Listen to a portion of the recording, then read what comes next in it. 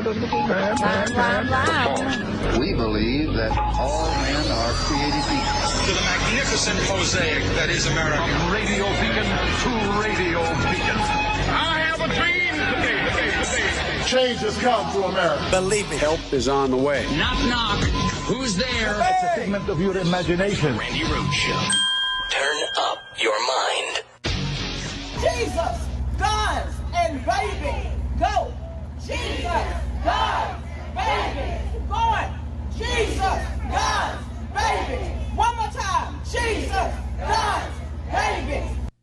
You mean that wasn't a winning slogan? Oh, yeah, that was Candace Taylor in Georgia. She got, decimated because that's not a really good slogan. Sex, drugs, and rock and roll, that was a good slogan. That one actually moved people. Jesus, guns, and babies, I didn't get it until yesterday. And obviously yesterday we weren't here because we had to move Loretta into assisted living where Jessica and I toiled and labored all day from like 8 o'clock in the morning until 5 o'clock in the afternoon to create the most adorable shabby chic environment for Loretta to enjoy in her old age and get tended to like she was a rose bush. Pruned, watered, taken care, loved, sunlight, everything, fed, granularly or some such thing. I don't know what they do. But all she could say at the end, was, I need a shower cap. All right, everybody. I feel loved and valued. Is what it is. And, the miracle that I am, the, literally Girl Scout that I am, the prior planning prevents poor performance person that is a Randi Rhodes, actually was able to produce a shower cap. Like I pulled it out of my ass. Okay, but the Georgia thing did not go well. And so that's kind of what I thought the day was going to be about that I was missing. I thought it would be about getting the election results and compiling them and then reporting them out today. So I thought yesterday would be an okay day to, just sit on the side and take care of the Loretta. I thought it would be an okay day to plan a move. I thought it would be an okay day not to be here. And then, of course, it's America. So we had a school shooting at an elementary school by a guy with 2 semi-automatic weapons in Kevlar, in body armor. Of course we did. We make heroes out of guys like Kyle Rittenhouse. What did you think was going to happen? But I get the slogan now. All of a sudden it dawned on me because that's where we left off. That's where we left off on Monday, Tuesday, whatever. What is today? Wednesday? So that's where we left off on Monday. The Candace Taylor thing, she was trying to beat out Purdue and Kemp for governor, and this was her slogan. And I said, well, is that an a la carte menu? Do you have to take the Jesus, the guns, and the babies? Because I didn't understand. I wasn't clear on what she was saying. Now I get it. The reason why they're all about Jesus, guns, and babies is because they're going to kill all of our live children. And in the name of Jesus, tell us we can't family plan. We can't plan who we want to have children with. We just need to be pregnant on a conveyor belt like the chocolate factory in Lucy because they're going to kill our kids. It's the plan. She's telegraphing it. She's actually saying it out loud. Otherwise, how could she put Jesus, guns, baby in the same set and paint it on the side of a bus and expect to win? Because it's not that great a slogan. It's not make America great again or sex, drugs, and rock and roll. It's not tune in and tune out or, whatever that one was. I guess that wasn't so great either. But honestly, I didn't get it. And now I get it. This is why they're anti-abortion. This is why they're not pro-life. They're not pro-life. Look, we got all these dead children. You want to hear something really sick? Really sad? I mean, I don't know what you expect me to say today about it because I've done that show. I've done that show, 27 times this year alone. Yeah, this is the 27th school shooting, mass shooting in this year alone, and it's only freaking May. We haven't even made it to Memorial Day. and we have 27 of these to, mull over. No, nothing's going to change. In fact, Houston, 3 days after the slaughter of children who were slaughtered so badly because these semi-automatic weapons, while the entry wound may look similar, the results are completely different than a handgun. Okay, anyway, it rips people apart so severely, especially when you're small like that and only 10 years old.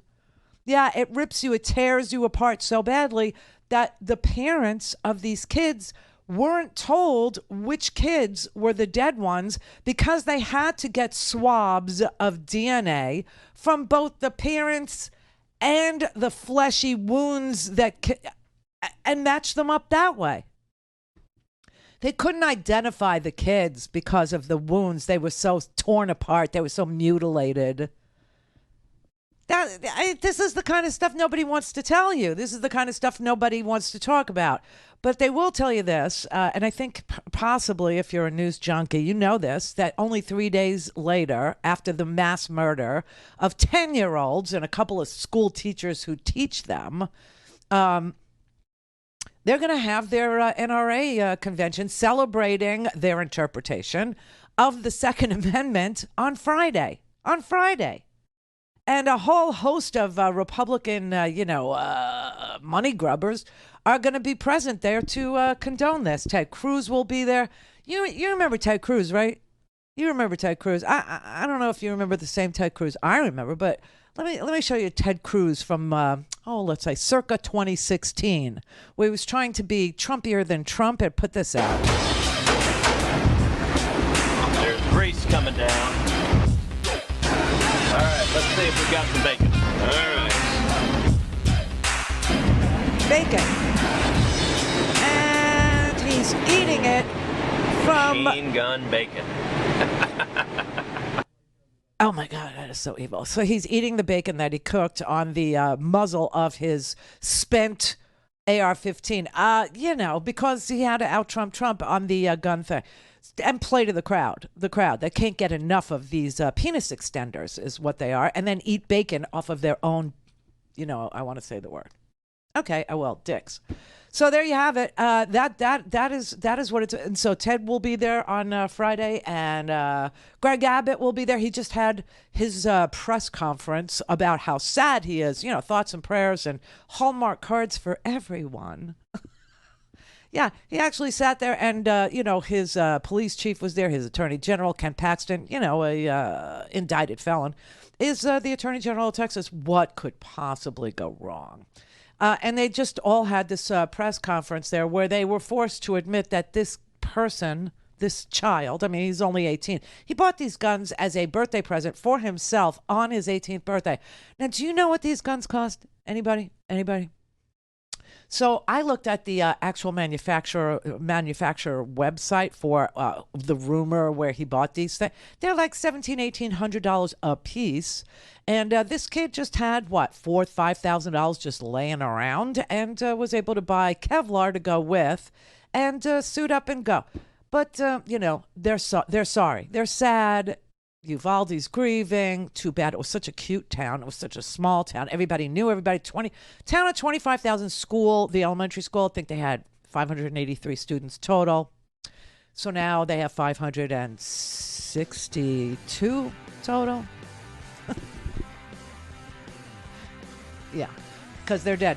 But during the press conference, Beto O'Rourke showed up and tried to address Greg Abbott, tried to engage Greg Abbott in a discussion. He walked up very respectfully and tried to have a conversation with Greg Abbott, who called him, or had his people call Beto a son bitch, and said to get out of there, that he was out of line, and you son bitch, you need to go. And they had the police escort Beto O'Rourke out because Beto was trying to say he was out of line, in that he was, saying mental illness. After thoughts and prayers, it's mental illness. Except this kid had no history at all of mental illness. No, none. So there you have it.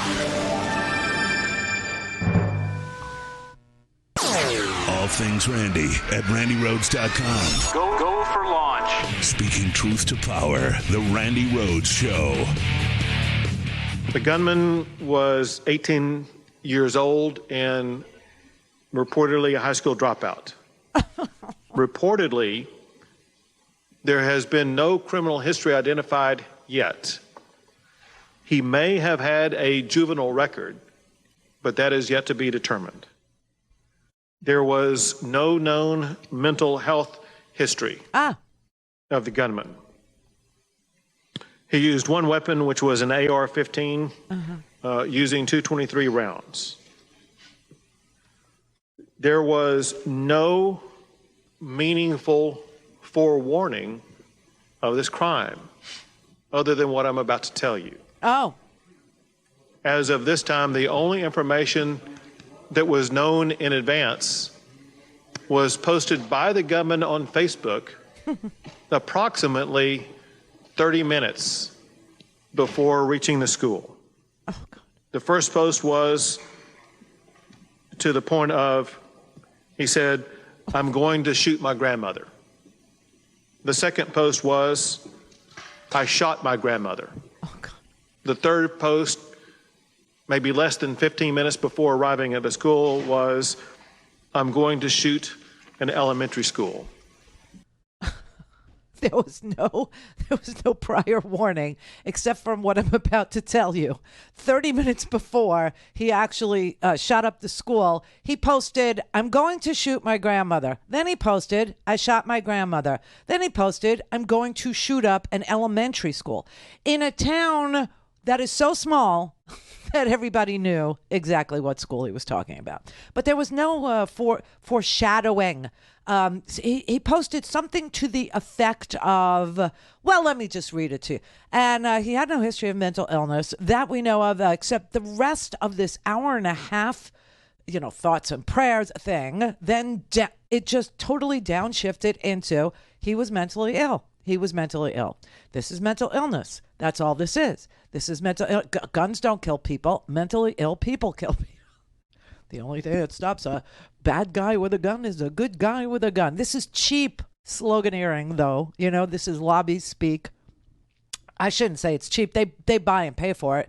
And it's expensive. I mean, like Mitt Romney, geez, they had to give him $13 million. And those are just 2019 numbers.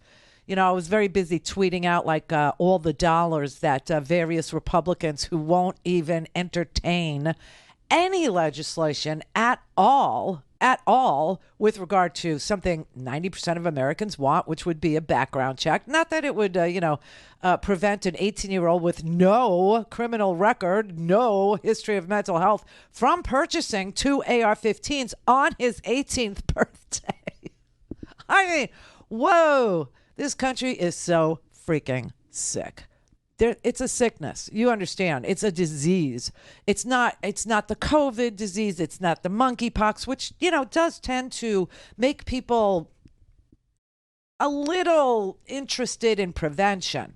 Some people, Then, some people who aren't, they scream things like "my body, my choice" when it comes to putting a stupid piece of cloth over their face to protect themselves from getting a contagious virus, to keep the load at the hospital manageable for those people who will have to nurse you back to health, whether it's from COVID or a bullet, right? But they're, it's their body, their choice, not my body. My body is their choice too, just so you know. But yeah, but the people that, generally as a rule, react to things like disease, react to things like COVID. They've also reacted to the disease of shooting in this country because 90% of Americans want background checks. That's down from 98%. Maybe it'll go up to 98% in just a few minutes when people, start to wake up from the funk that they've been in. Last night after our day of elder care, and, listen, the Buffalo shooter, right? We just had a mass murder, 10 days ago. No, it wasn't a school, just your garden variety grocery store mass shooting that targeted senior citizens, grandmas, 86-year-olds. Now now we're down to 10-year-olds again. We just, we go back and forth. We can't decide who really needs to die in this country or who we want to punish when we're pissed, whether it's, grandma in Buffalo because we're racists and we need to find a zip code that's going to produce a lot of targets for our racist hatred, or if it's for some young kid who felt bullied in high school. Yes, according to things I've read about this kid, he was bullied in high school, dropped out of school because he felt there was no safe place for him at school. He had a stutter and a lisp, and he just felt like he was, not accepted and isolated, like a sex-starved incel, like one of those. And so he decided he was going to take his hatred and anger out on 10-year-olds, because that's what we do in America to, soothe ourselves. This is the soothing activity. And, he's dead now. But so we don't have to worry about him, right? I mean, can we all just tell the truth that as soon as you hear that the shooter has been killed or the shooter's in custody, you go, okay, I don't have to watch this story anymore. Right? Mm-hmm. Just being honest over here. Just being honest. There's no reason to lie to you. There's no reason for me to lie to me because it is going to happen again. And so why do I want to, sit here and do the same show that we've done, at least 300 times, right? 300 times. Because, when you listen to all the presidents that we've had in our adult lifetimes, they all had to do this same damn thing.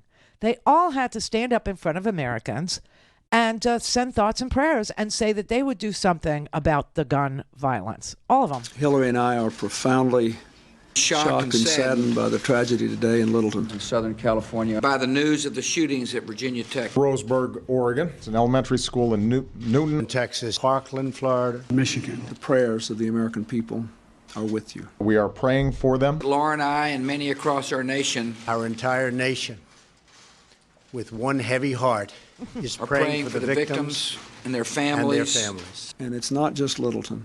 We know that now. We've had lots and lots and lots of places. We have been through this too many times. Too many years, too many decades now.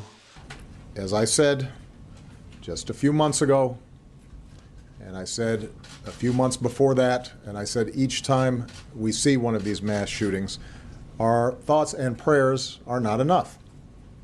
Schools should be places of safety and sanctuary and learning.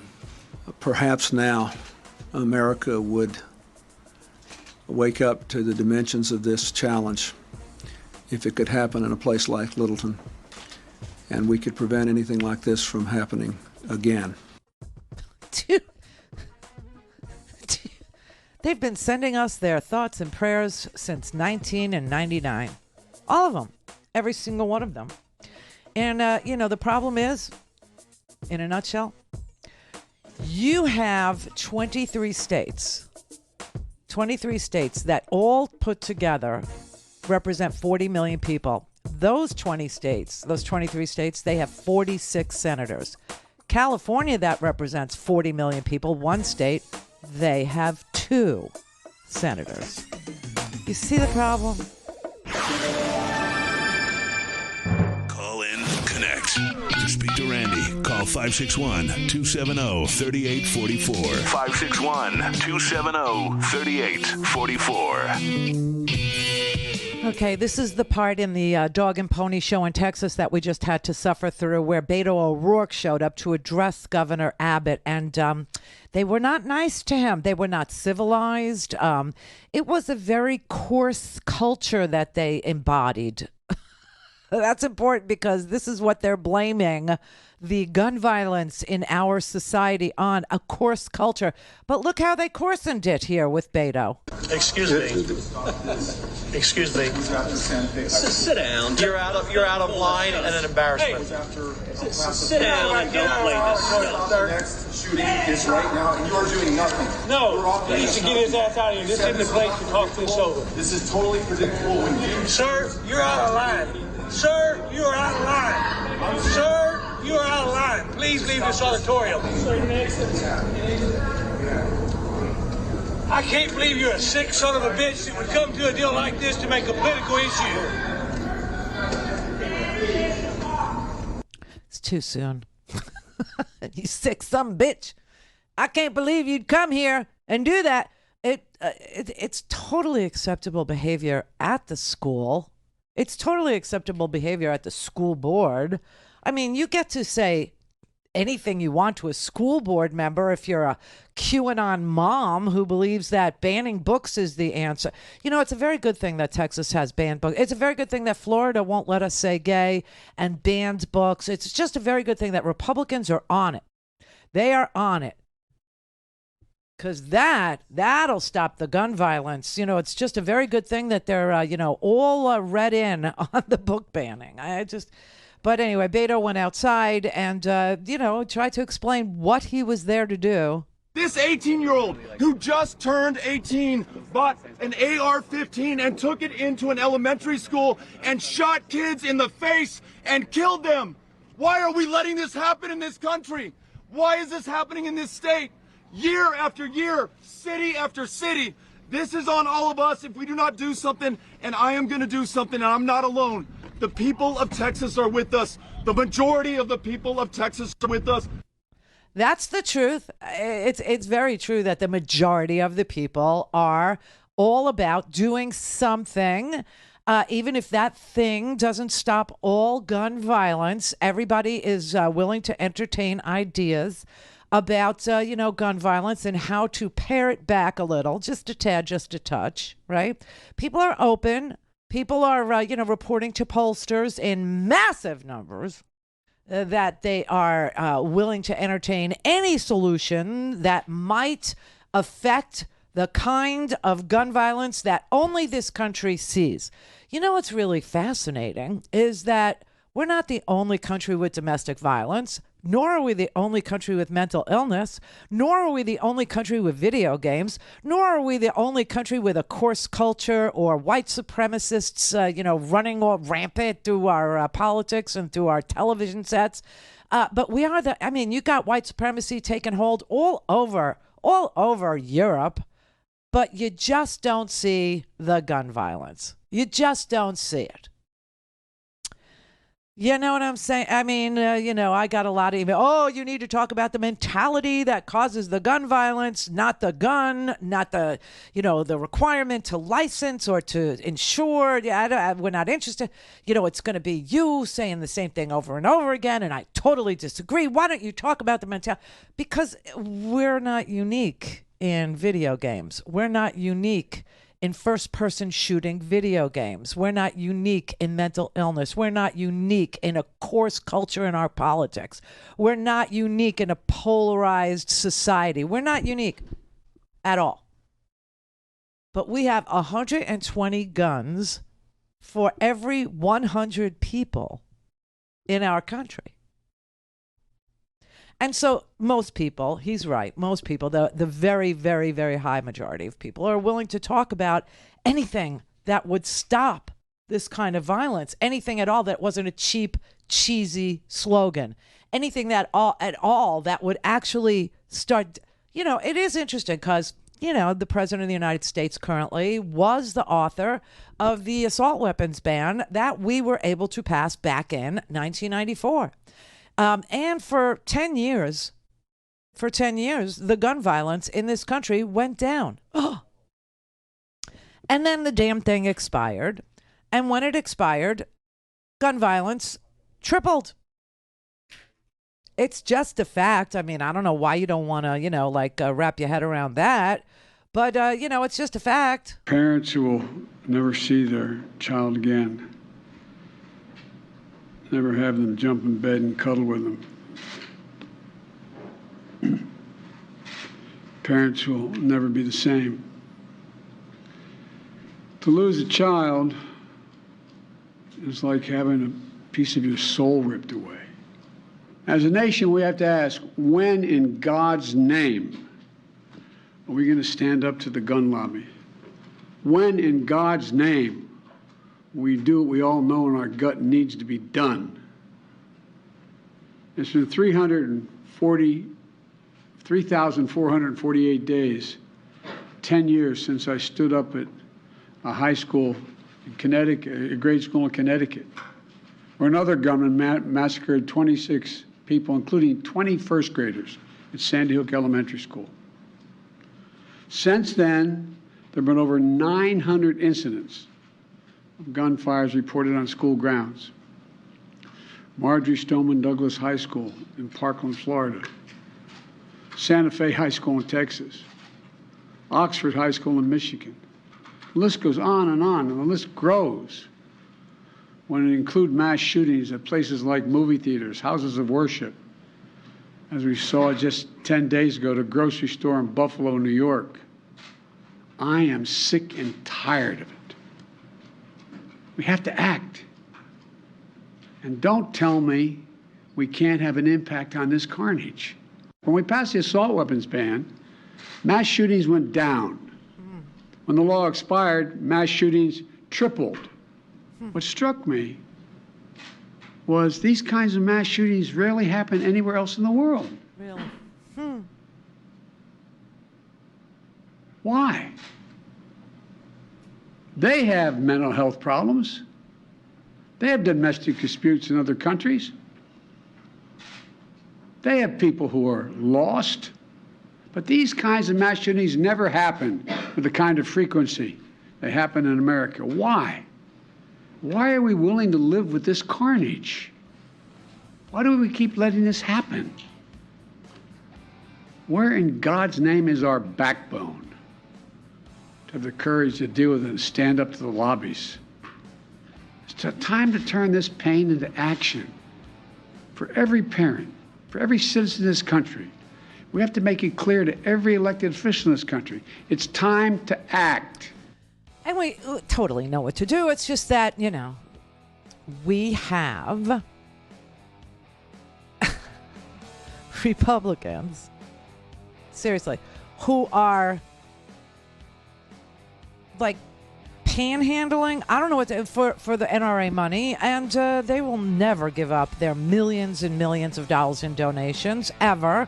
And, they're just going to talk in cheap, cheesy, sleazy slogans and tell us we can't have abortions because we need to make more children. This is the Randi Rhodes Show. To speak with Randi, dial 561-270-3844. That's 561-270-3844. Since we left shoot-around, 14 children were killed 400 miles from here. And a teacher.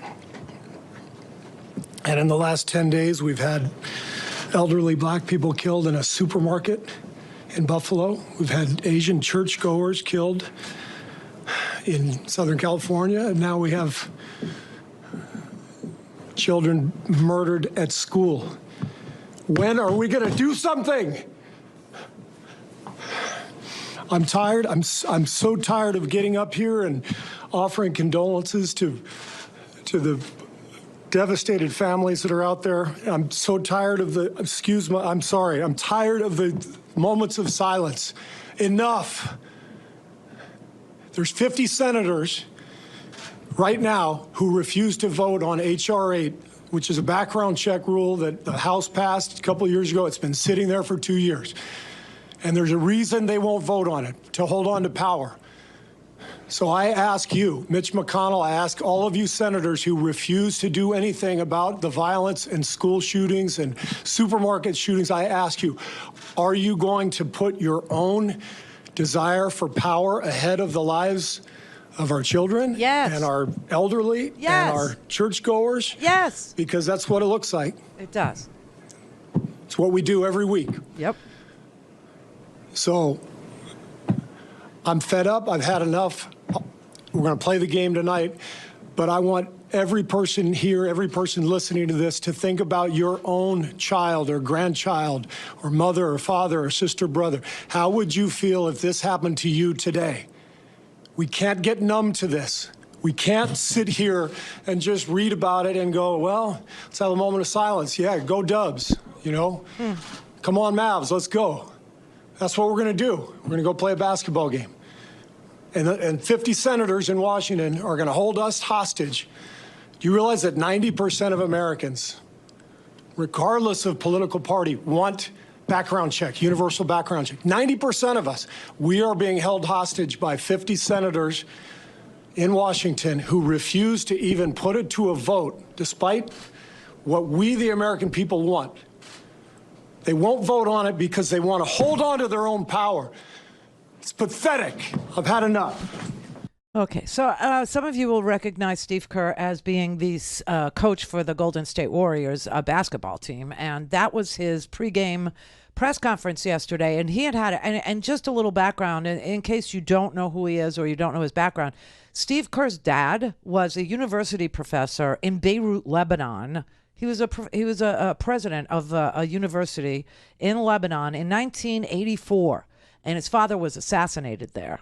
Okay. So that's just some of his background, but that's a long time ago, right? 84, you know. But he was saying the thing that needs to be said, which is 23 states with teeny tiny populations. If you add up the teeny little populations of the 23 states that I'm talking about, what you end up with is 46 senators who were representing 40 million total people. 46 senators represent 40 million total people in 23 separate states. Okay? And then you look at California, that also represents 40 million people. And they get 2 senators because it's one state. You see the problem? And so when everybody gets frustrated and everybody starts, belly aching and screaming about how we're so sick of seeing, 10-year-old shot in the face with semi-automatic weapons by a 18-year-old wearing Kevlar. And yes, there were police that responded at the front of the crime. There was a school resource officer at the door of the school that this shooter was able to just walk through. The school resource officer was called brave by Governor Greg Abbott today, and called brave by the Lieutenant Governor Dan Patrick, and called brave by the police department and the Border Patrol and everything that they could throw at it today. They were all but the resource officer didn't have a problem with this kid, and this kid was just able to walk right into the school. He did. And then you had police officers that were called by the shooter's own mother. He did not live with his mother. His mother must have been reading his Facebook posts. I'm going to kill grandma. I killed grandma. Now I'm going to go shoot up the elementary school. His mother called the police. The police responded, and guess what happened to the police? They shot at him, but he's wearing Kevlar, so they got shot. See? And then he went into the school and locked himself, barricaded himself in a classroom. And in this classroom, there were a bunch of 10-year-olds, and he was able to shoot them in the face to the point where they were unrecognizable, see? And so their parents had to go to a civic center, give DNA samples, and wait for the DNA testing to be accomplished and achieved and matched. And by last night, there were still parents that had no idea if their kids were dead or alive. That went on all night last night. Because, it's America. And, the Second Amendment says, ... the right of the people to keep and bear arms shall not be infringed. Yeah, except they leave out the whole provisional portion of it, which, just for your own edification, if you hadn't heard me say this for 20 years, it's a provisional amendment. It's a provisional right. It says that a well-regulated militia being necessary for the preservation of a free state, the right of the people to keep and bear arms shall not be infringed. So provided that we need a well-regulated militia to secure the rights of a state, which we already have because every state has a National Guard, and that would be your well-regulated militia. Just saying. And now they're saying that my right to privacy doesn't even exist, even though it does in the Due Process Clause, where it specifically says that we all have a right to be secure in our person, in our place, in our things, and you can't take away that privacy, that security, without due process. But, oh, screw that. We need you to manufacture more babies because we're going to kill all the ones that currently are born.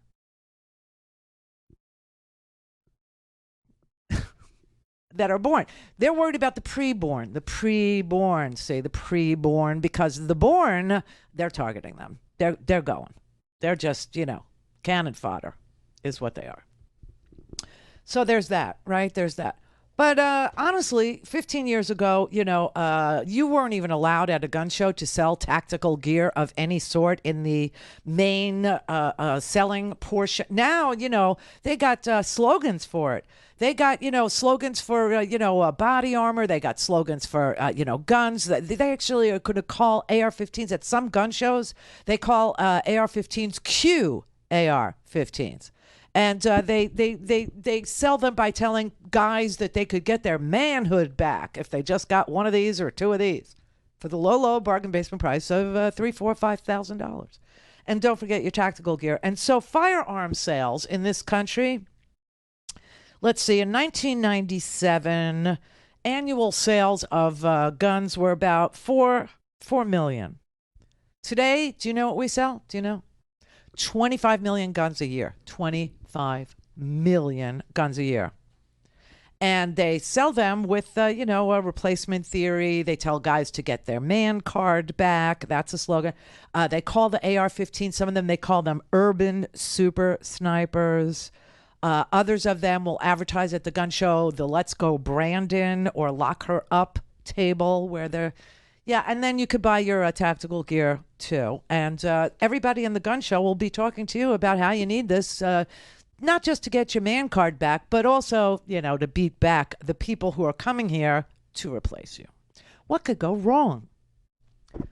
What could go wrong? Now, it's so interesting to me that at this ridiculous press conference, which was just, painful, it was painful in its...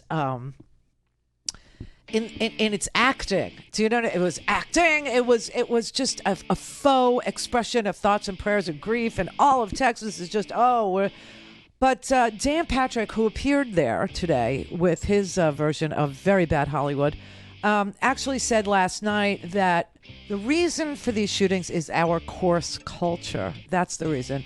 We have a coarse culture.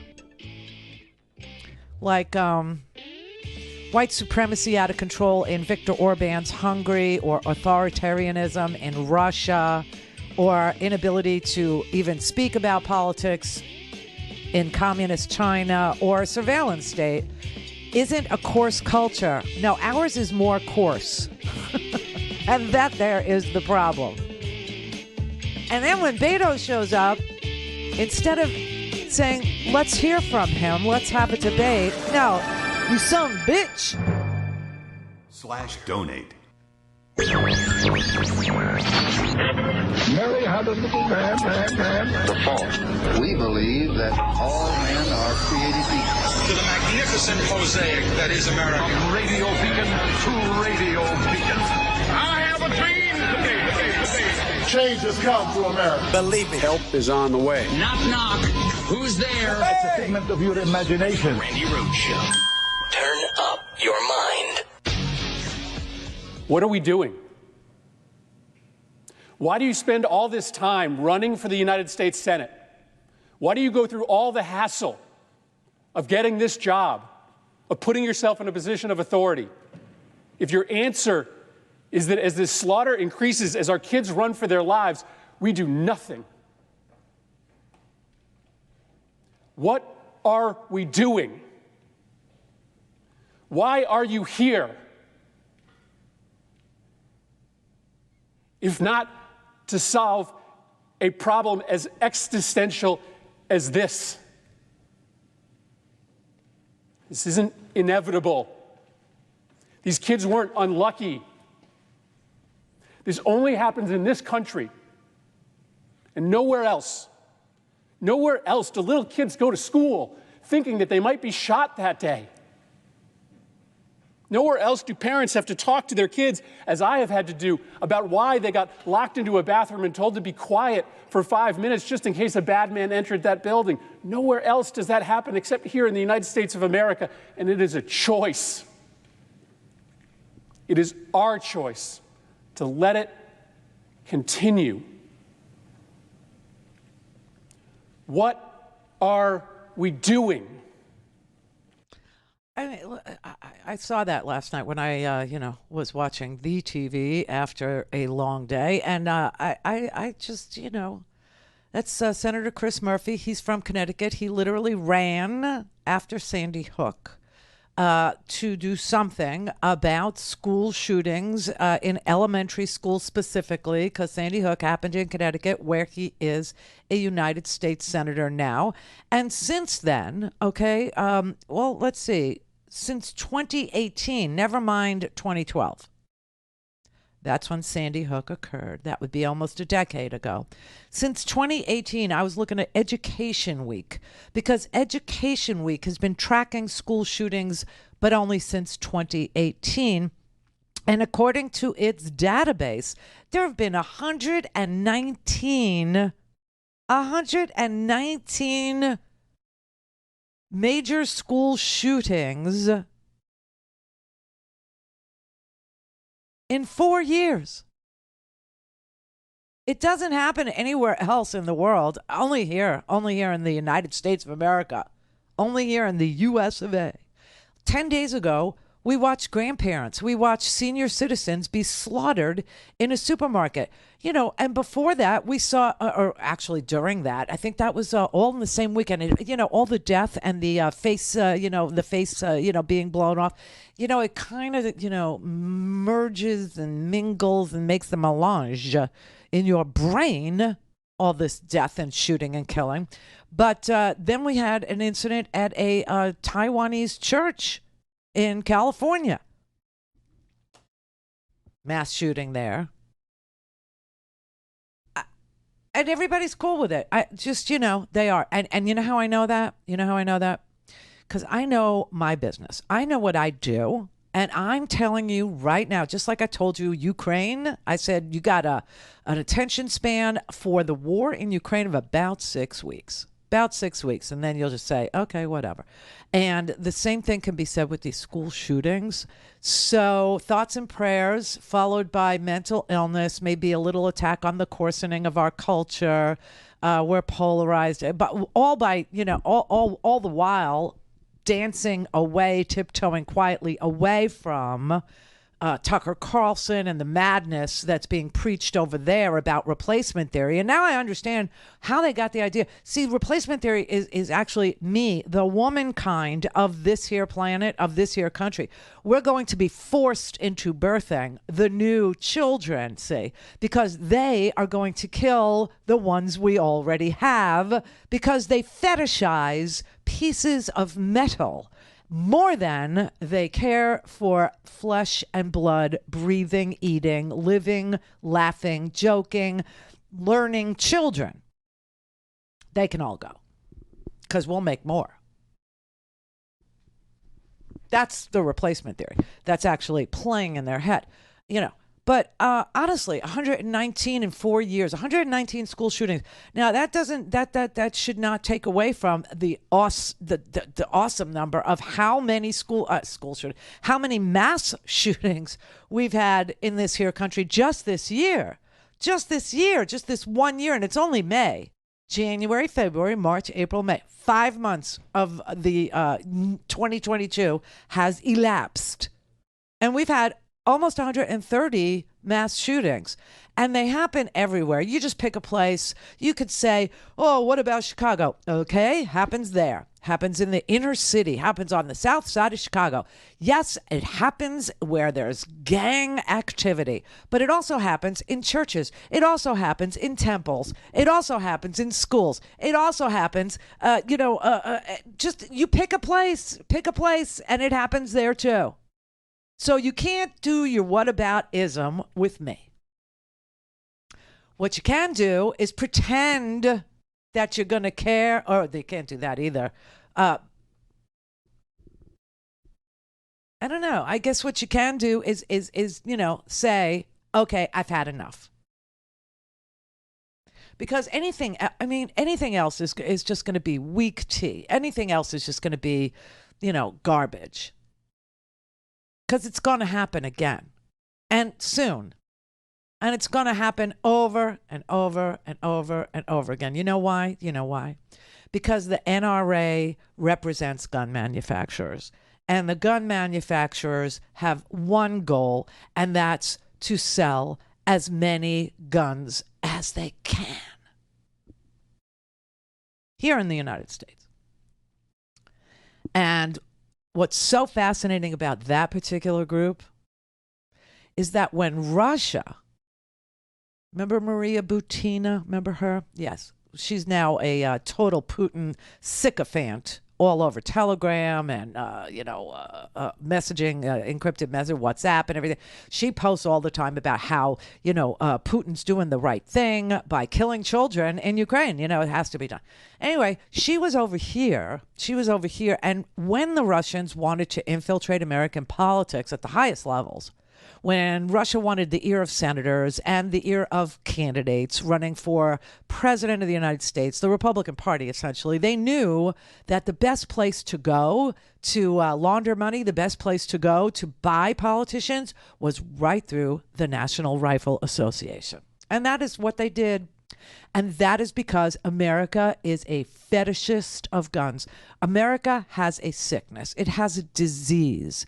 It literally devalues senior citizens and children and writes off entire portions of the United States of America, like, schools and houses of worship and, school board meetings and governor's mansions as being places where you could and should be able to carry guns and threaten the lives of the people who occupy those spaces. They just think that that's the price of freedom. And they may be right. But it ain't freedom.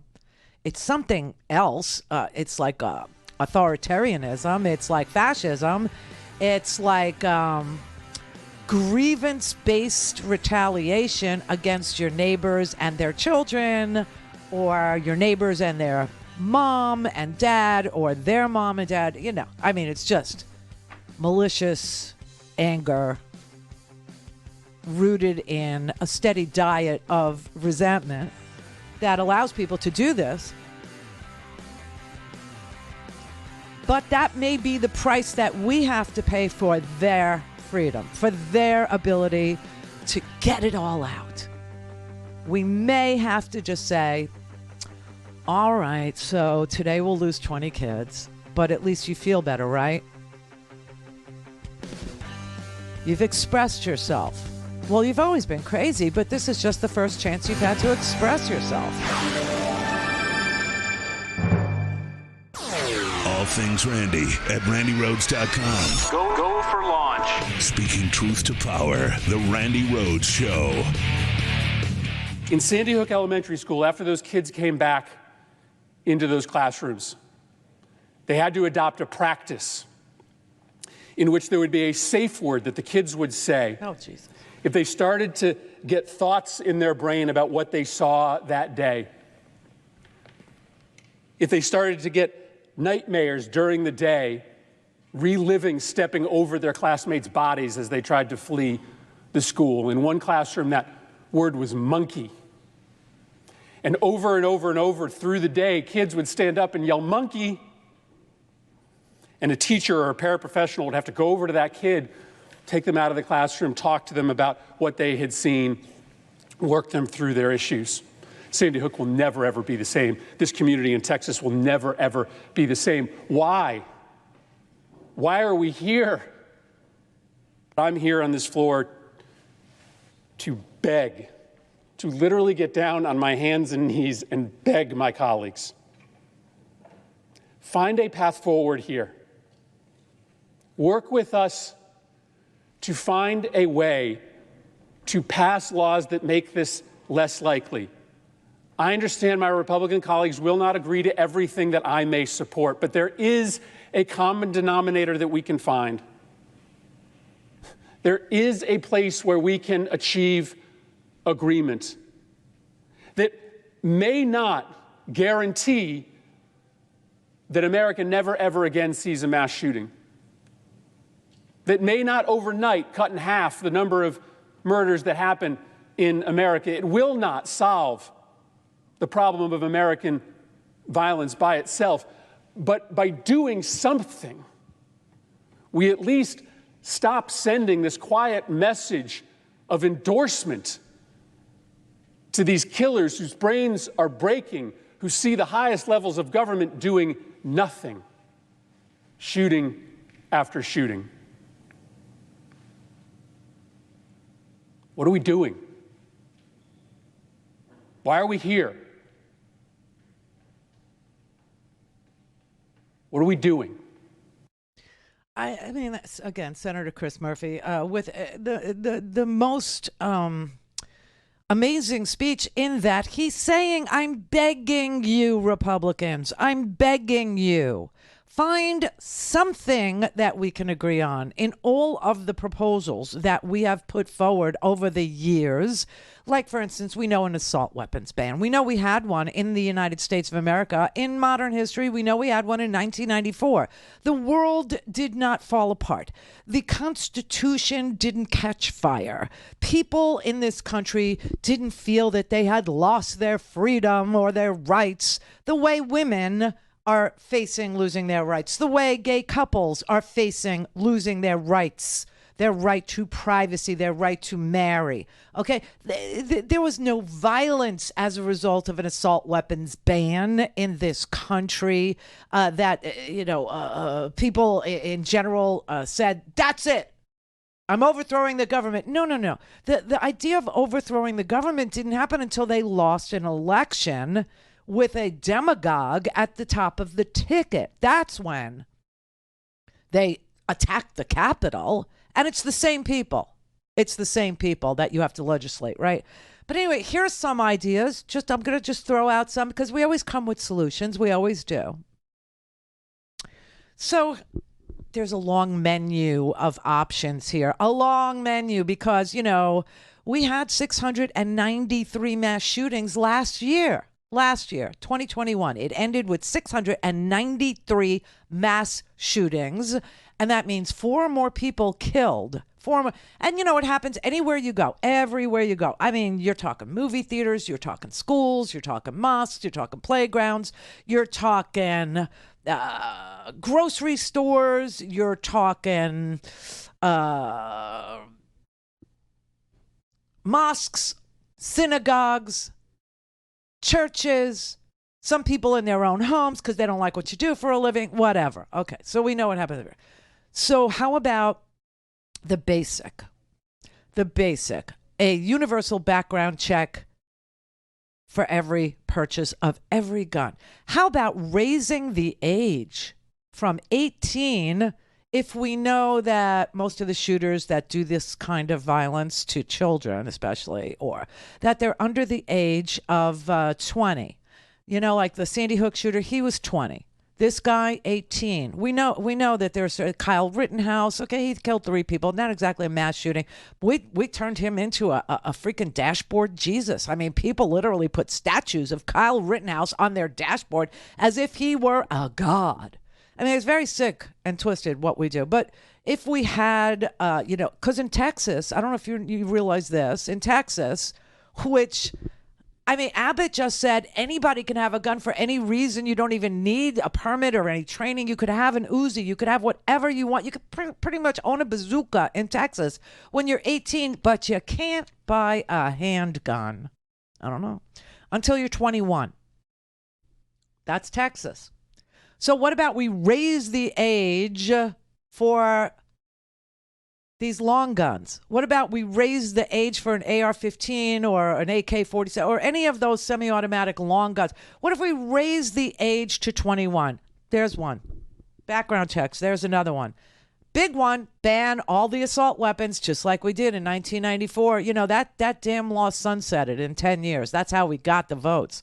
We said, all right, just let's try it for 10 years, see what the result is. The result is that mass shootings went down when you didn't have an assault weapon that is only designed to kill people fast. That's the purpose of an assault weapon. Oh, and speaking of the purpose of the manufacture of an assault weapon, and we're talking about, hey, let's ban them. How about if we don't ban them, we say what New York said today. You know, New York had a case of a product liability case.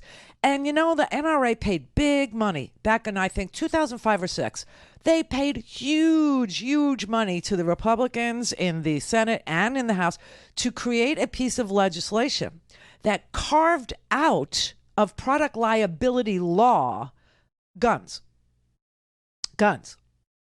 You couldn't sue the gun manufacturer under product liability laws in this country as of 2005 and 6, because that's what the NRA paid for. That's the legislation that they literally purchased for themselves. Now, if I sold you, I don't know, a weed killer, and the weed killer, which is supposed to kill things, killed you, you could sue me, the manufacturer of the weed killer, under product liability law. But if you bought a gun that I manufactured and you used it to kill, you know, your next door neighbor's son or daughter or dog, and your neighbor tried to sue you, me for making that gun, no, product liability laws don't apply to guns. Because the only purpose for guns is to kill things. Now, we could say, because we're smart people, we could write legislation that says that guns that kill animals in a hunting scenario with a hunting license duly issued during hunting season, which is declared, certain dates, all permissible, you could do it. But not people. Just throwing out some ideas here. Like maybe we want to do that. Call in, connect. To speak to Randi, call 561-270-3844. 561-270-3844. Okay, so I'm lucky enough to know a little bit.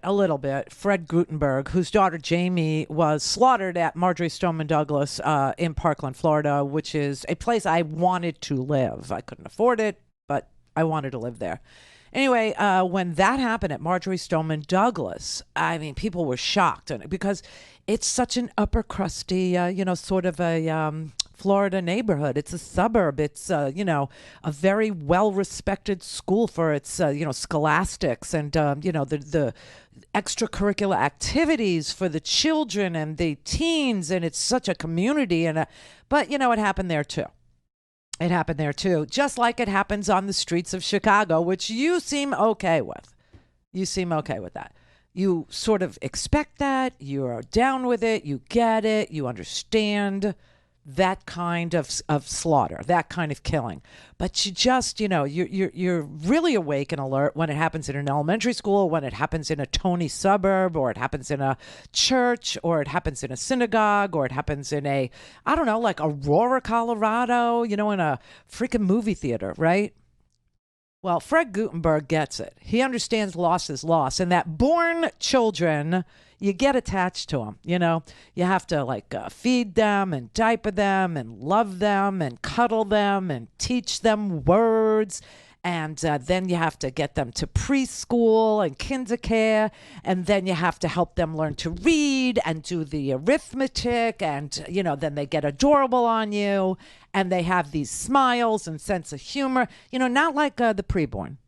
Preborn, not so much.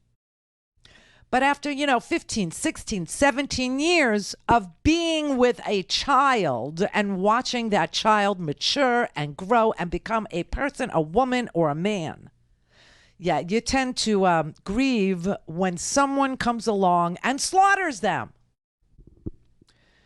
So Fred Gutenberg, while it was it's an amazing thing that he will be called upon in these crisis moments, in these dark, dank American moments, he will step up to the plate. He actually offered his freaking phone number almost live on TV to anybody who lost a child yesterday to call him for support.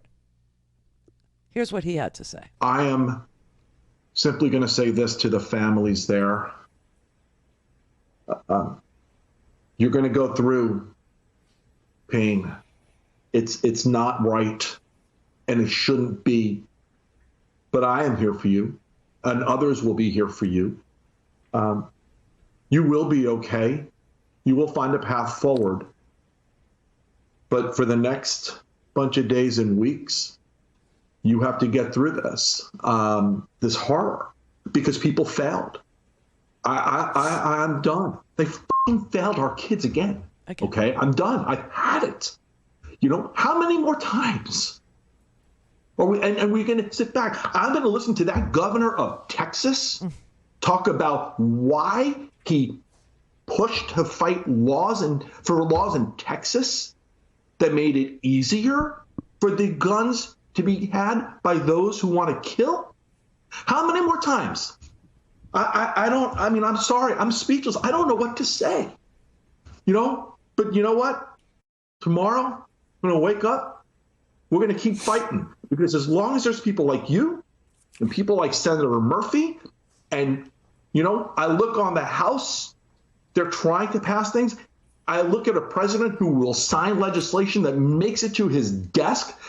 This was predictable, but it was also preventable. Sadly, the next one that's going to happen is also predictable if we keep doing nothing. I mean, it's the definition of insanity, doing the same thing over and over and expecting a different result. And that's what that's what the Republicans, in the Senate and in the House, even though they're the minority in the House and it's just a majority vote. Oh, I will tell you this. Senator Joe Manchin, who, partnered with Senator Pat Toomey of Pennsylvania, Republican, to do a background check bill, right?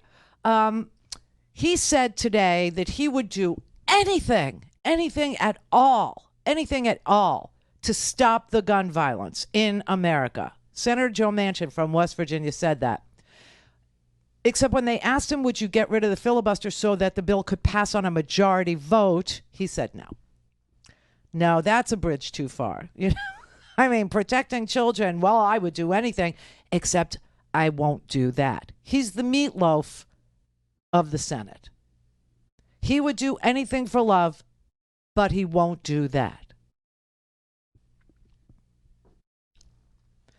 All right, so let's turn to Texas, where the crime happened. Ken Paxton, the Attorney General of Texas, who's under a federal indictment, he has a solution. We need to continue to try to focus on preventing this. We can't stop bad people from doing bad things. They're going to violate murder laws. They're not going to follow gun laws. I've never understood that argument. But we can harden these schools. We can create points of access that are difficult to get through. We can potentially arm and prepare and train teachers and other administrators to respond quickly, because the reality is we don't have the resources to have law enforcement at every school. And so it takes time for law enforcement, no matter how prepared, no matter how good they are, to get there. So having the right training for some of these people at the school is the best hope. And nothing's going to work perfectly, but that, in my opinion, is the best answer to this problem. More guns. More guns. That's the answer to the problem. He actually ticked off a bunch of solutions for you, everybody. Solutions. Harden the schools. What? I don't know. He doesn't have money for police, but he has money to put into school construction. Harden the schools. Arm the teachers and train them to be law enforcement officers. Give them guns, because more guns means... Okay, let me sort this out for your little pea brains, okay? So if America has the most guns and the most gun crime,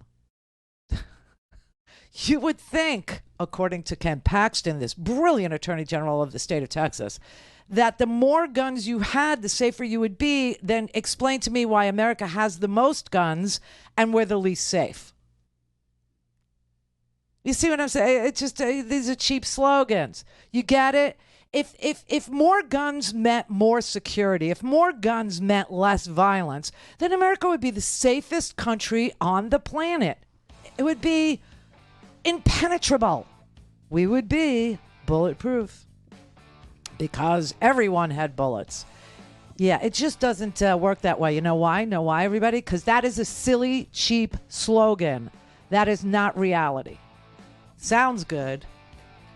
The only thing that stops a bad guy with a gun is a good guy with a gun. Except now the bad guys wear Kevlar. And they stop the good guys with guns by killing them too. And then taken out. Those were recorded when they were 14. There's 19 dead kids, 2 dead teachers, 1 teacher. Her kid just got accepted to college, and she's not going to even live to see her daughter go off to college. You know what this was? This was 2 days before summer vacation for these kids in elementary school. 2 days before summer.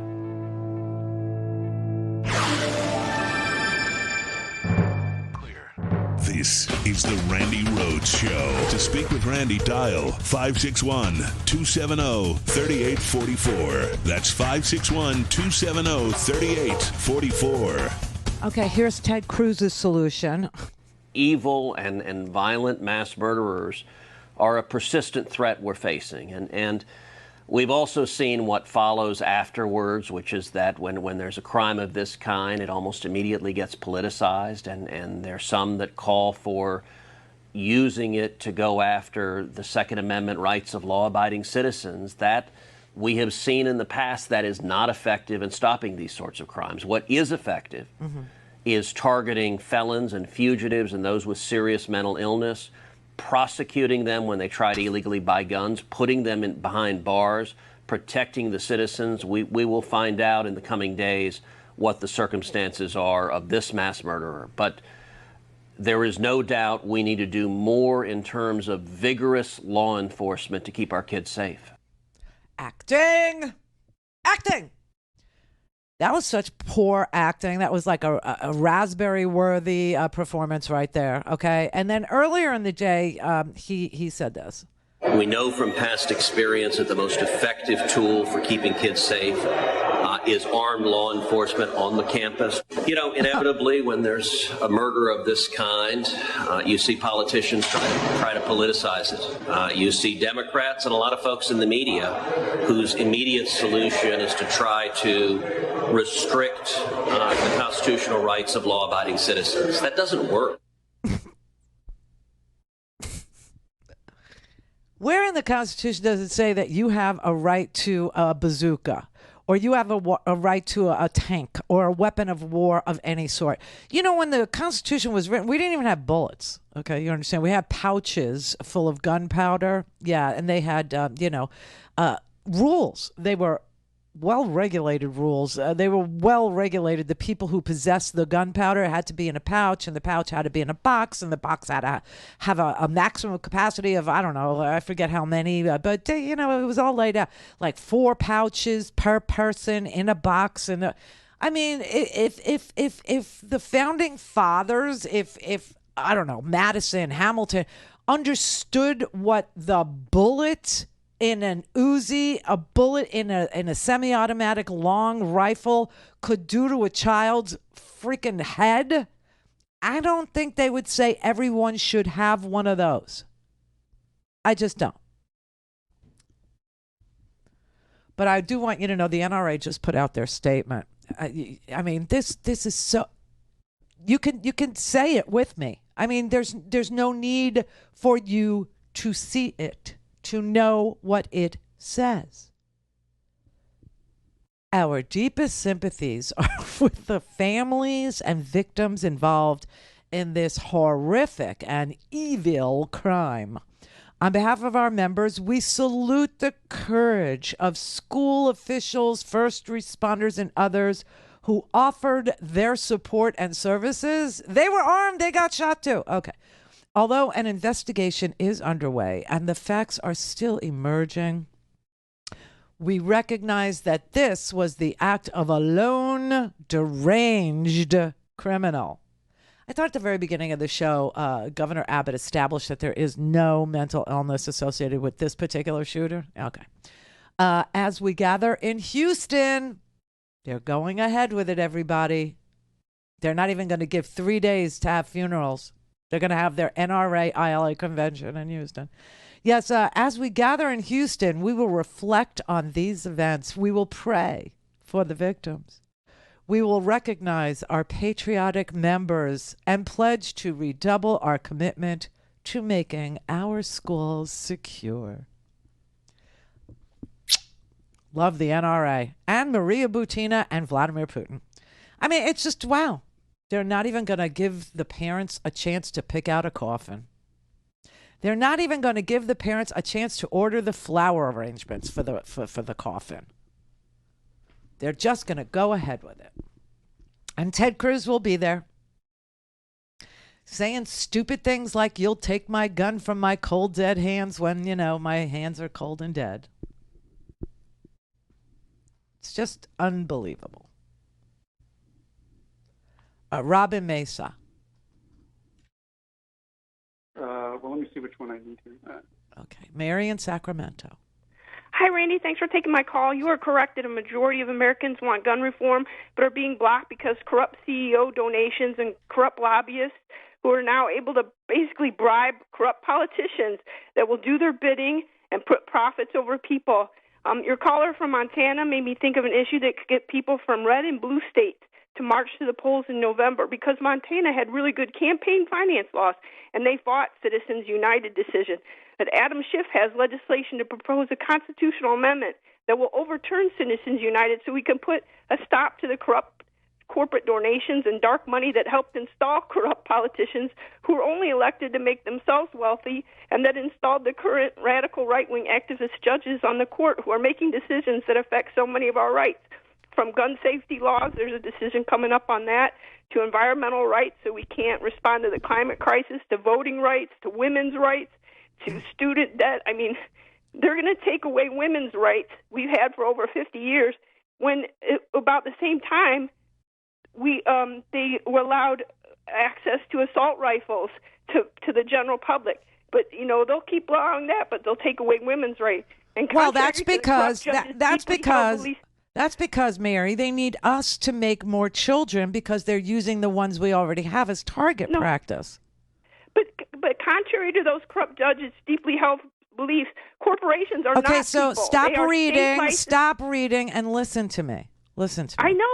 I just have to get this out. It's important that we rally around because it's going to take everybody to get this constitutional amendment to overturn Citizens United because it affects us all. And their corporations are state licensed entities. They're subject to regulation. Money is not speech. It's Mary, legal tender. You're never going to get 3/4 of the Senate to pass. That's not true. See, that's what this is all about. Inaction. These corporations pay these politicians to do nothing. That's so right. People feel terrorized and apathetic, so That's they do right. nothing. They stop voting. But if there's one issue, But that they can don't galvanize stop voting. people They from stop all over- counting the votes, but we don't stop voting. People are showing up in massive numbers. People understand that they need to vote. People are showing up to vote, Mary. They are. But not enough. And in the red states, we need people to come out in the red states and just say, oh, the Republicans control it. It doesn't make any difference. Everybody needs to be asking their politician, would you, state and federal, would you be on board to overturning Citizens United? And only vote for those people that will. The only people that will are Democrats. They're not Republicans, Mary. They're not. And as long as we have a system where 23 states get the same, get 46 senators, and the same number of people get 2 in California, it's going to be this way. But it's not only Democrats, because Montana had very good campaign finance laws. They were Republicans. They were the old-style Republicans. Don't you have, isn't Tester a Democrat? He is, but before and he's that, from Montana.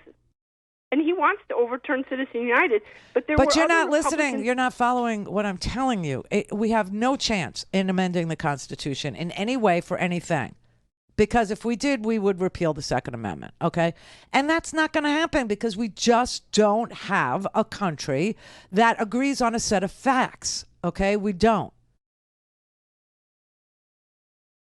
I don't think we need to repeal the Second Amendment just to I'm just saying to you, we don't have a country that agrees on a set of facts that understands that it is money in politics that is, gerrymandering them out of their majority, that's carving up their districts, that's, flooding the zone with guns and with misinformation and disinformation and grievance politics and replacement theory.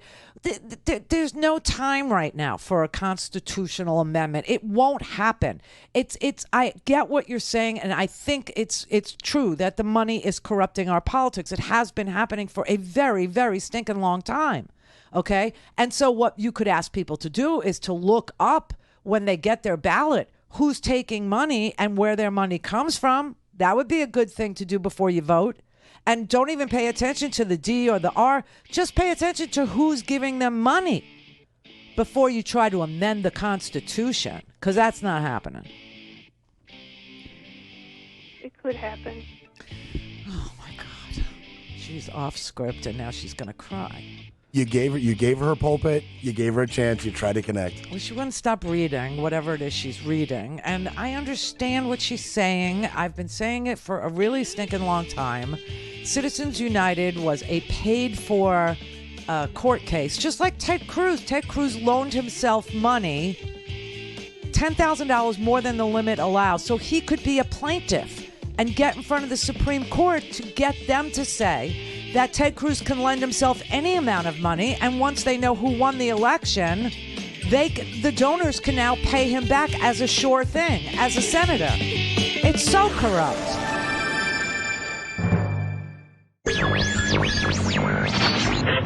Mary had a little man. We believe that all men are created equal. To the magnificent mosaic that is America. From radio beacon to radio beacon. I have a dream. Change has come to America. Believe me. Help is on the way. Knock, knock. Who's there? It's a figment of your imagination. Randi Rhodes Show. Turn up your mind. One of the things that everyone agreed is don't have all of these unlocked back doors. Have one door into and out of the school, and have that one door armed police officers at that door. If that had happened, if those federal grants had gone to this school, when that psychopath arrived, the armed police officers could have taken him out, and we'd have 19 children and 2 teachers still alive. Okay, so there's Lying Ted. It's telling you that it's a door. The problem was a door. Let's blame the school for the school shooting. Let's do that right now. Okay, so that's his thesis. That's his working thesis. And you know what's really fabulous about that thesis is that Ted Cruz was at a press briefing yesterday, which was really a dog and pony show, to try and show the parents of Uvalde, to try and show the people of America, oh, we're on it. We got this. Don't worry. We were there. It was just, quick. It happened in 4 or 5 minutes. No, it turns out that the shooter was in the school for an hour, 40 minutes to an hour. Now, I just want you to be clear about what happened at Marjorie Stoneman Douglas, what happened at Parkland. The shooter there was in the school for 10 minutes and 17 kids were murdered. 10 minutes. Now they're telling us, oh, the shooter was in the school in Uvalde, this elementary school, for about an hour. Live video is now being, put online by the parents, by the fathers who showed up at that school because the police were standing outside of the school and they were hearing gunfire and saying to the police officers, go in there, do something. And they were talking about amongst themselves to storm the school themselves. And as it turns out, at least one of the fathers that was there, his daughter was killed. And the police were holding him back. But, okay, before I show you all that, let me just show you. So I started with Ted Cruz blaming it on the school. School shootings are now the problem of the school. Okay, let's blame the school for the school shootings, not the gun.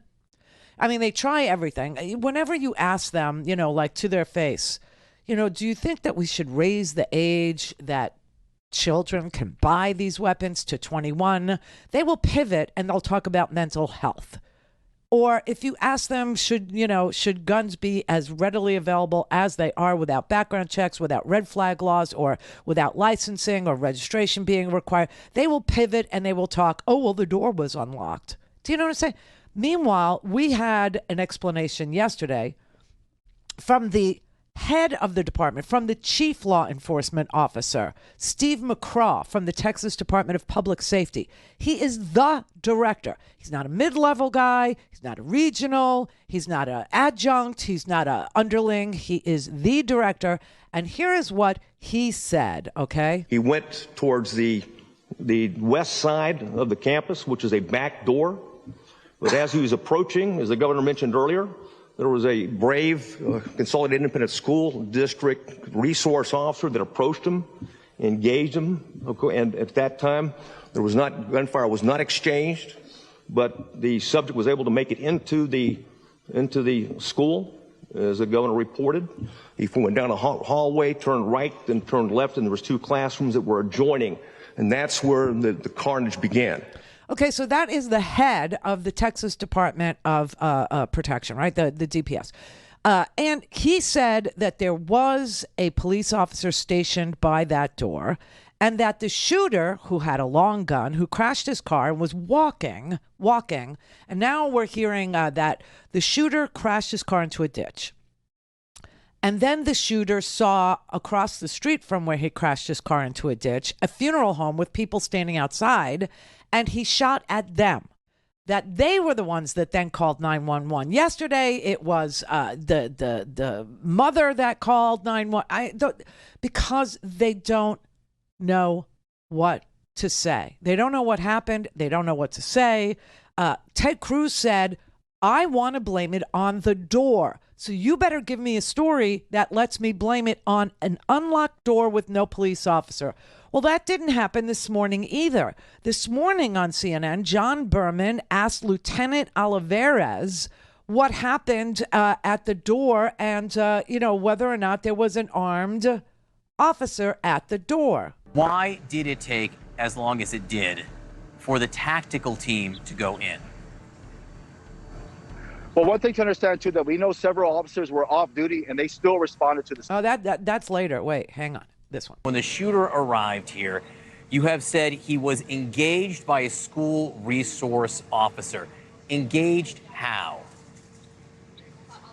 Right. So good morning. So, yes, as you mentioned, of course, our main focus right now as the lead investigating agency is to provide factual information, gather the facts. Right now, what we're trying to establish and corroborate exactly what was that role for that initial school resource officer. Was he responding in his vehicle? Was he off his vehicle? What was the distance between him and the shooter?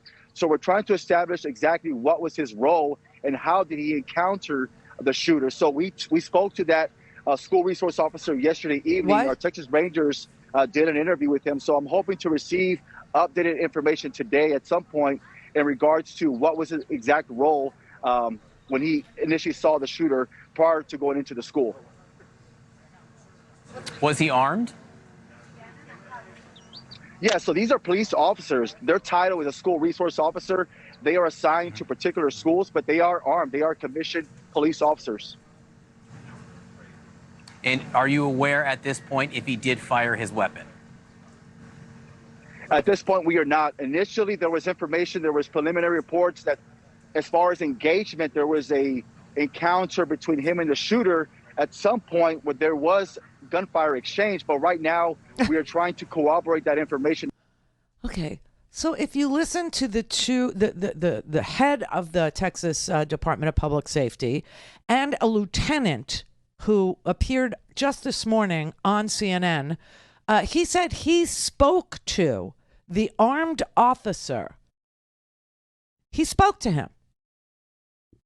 Okay, and then just a few minutes ago, they had yet another press conference. And Victor Escalon, who is a regional guy, a regional director, if you look at the org chart, he's way low on this org chart compared to these other two.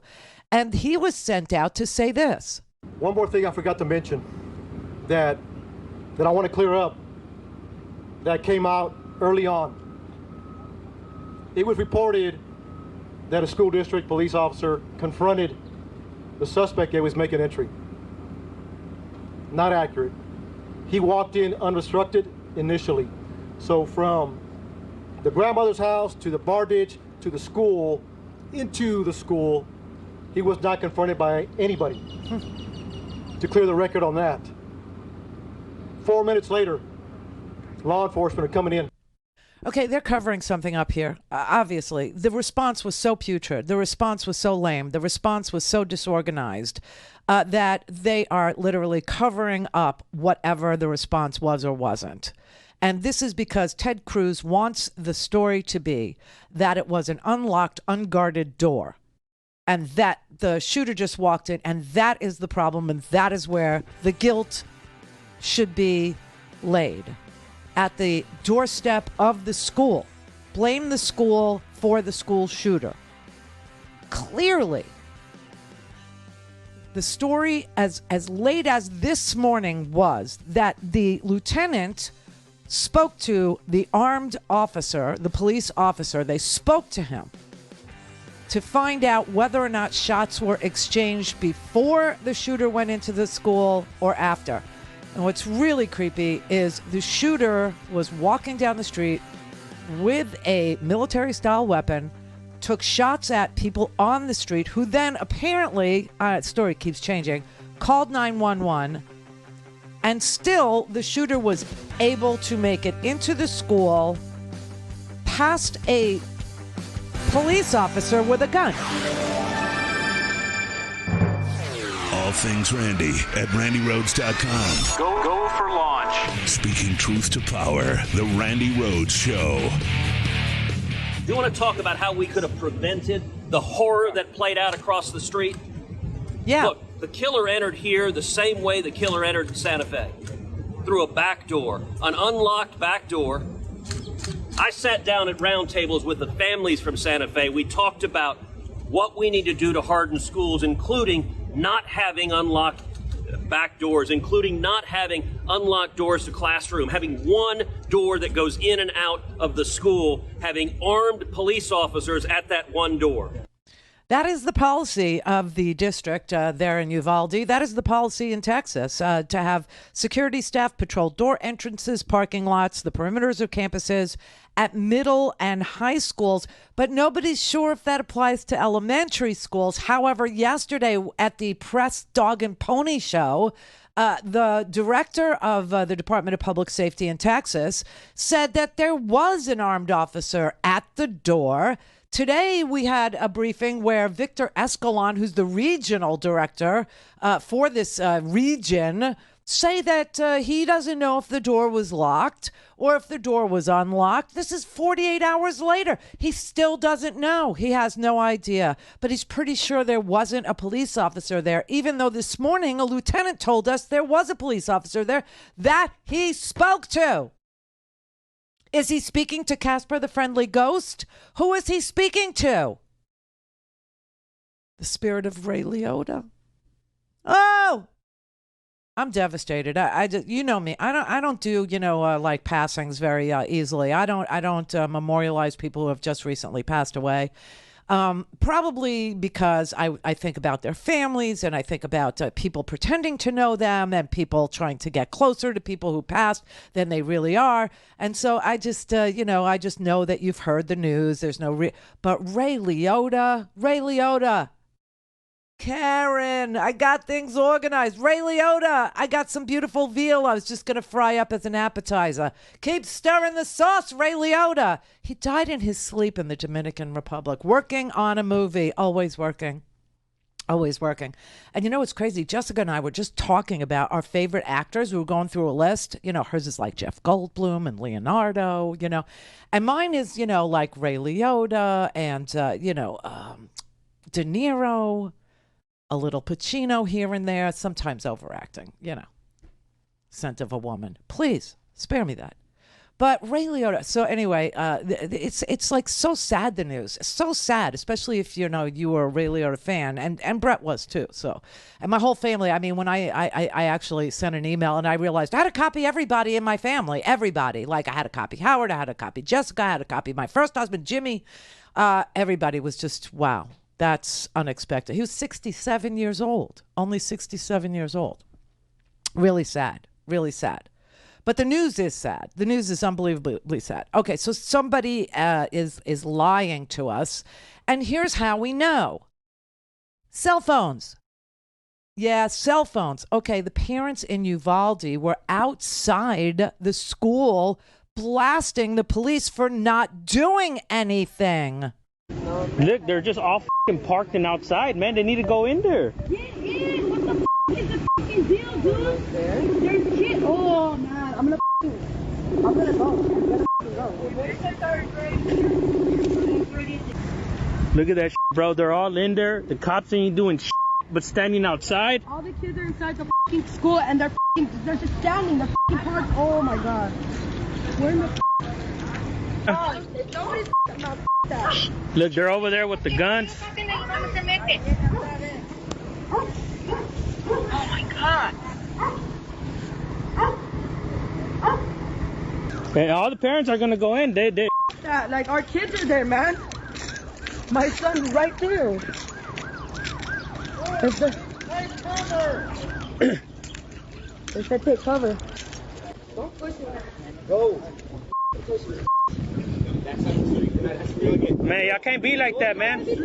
Y'all can't be like that when there's people. Yes, I do. Get across the street. Because I'm having to deal with you. Get across the street. Get across the street. Okay, we're gonna back up. Or you're gonna walk into that gate and get him. You gotta get violent with us. Go get violent with them. Go get violent with them. I have the rifles here.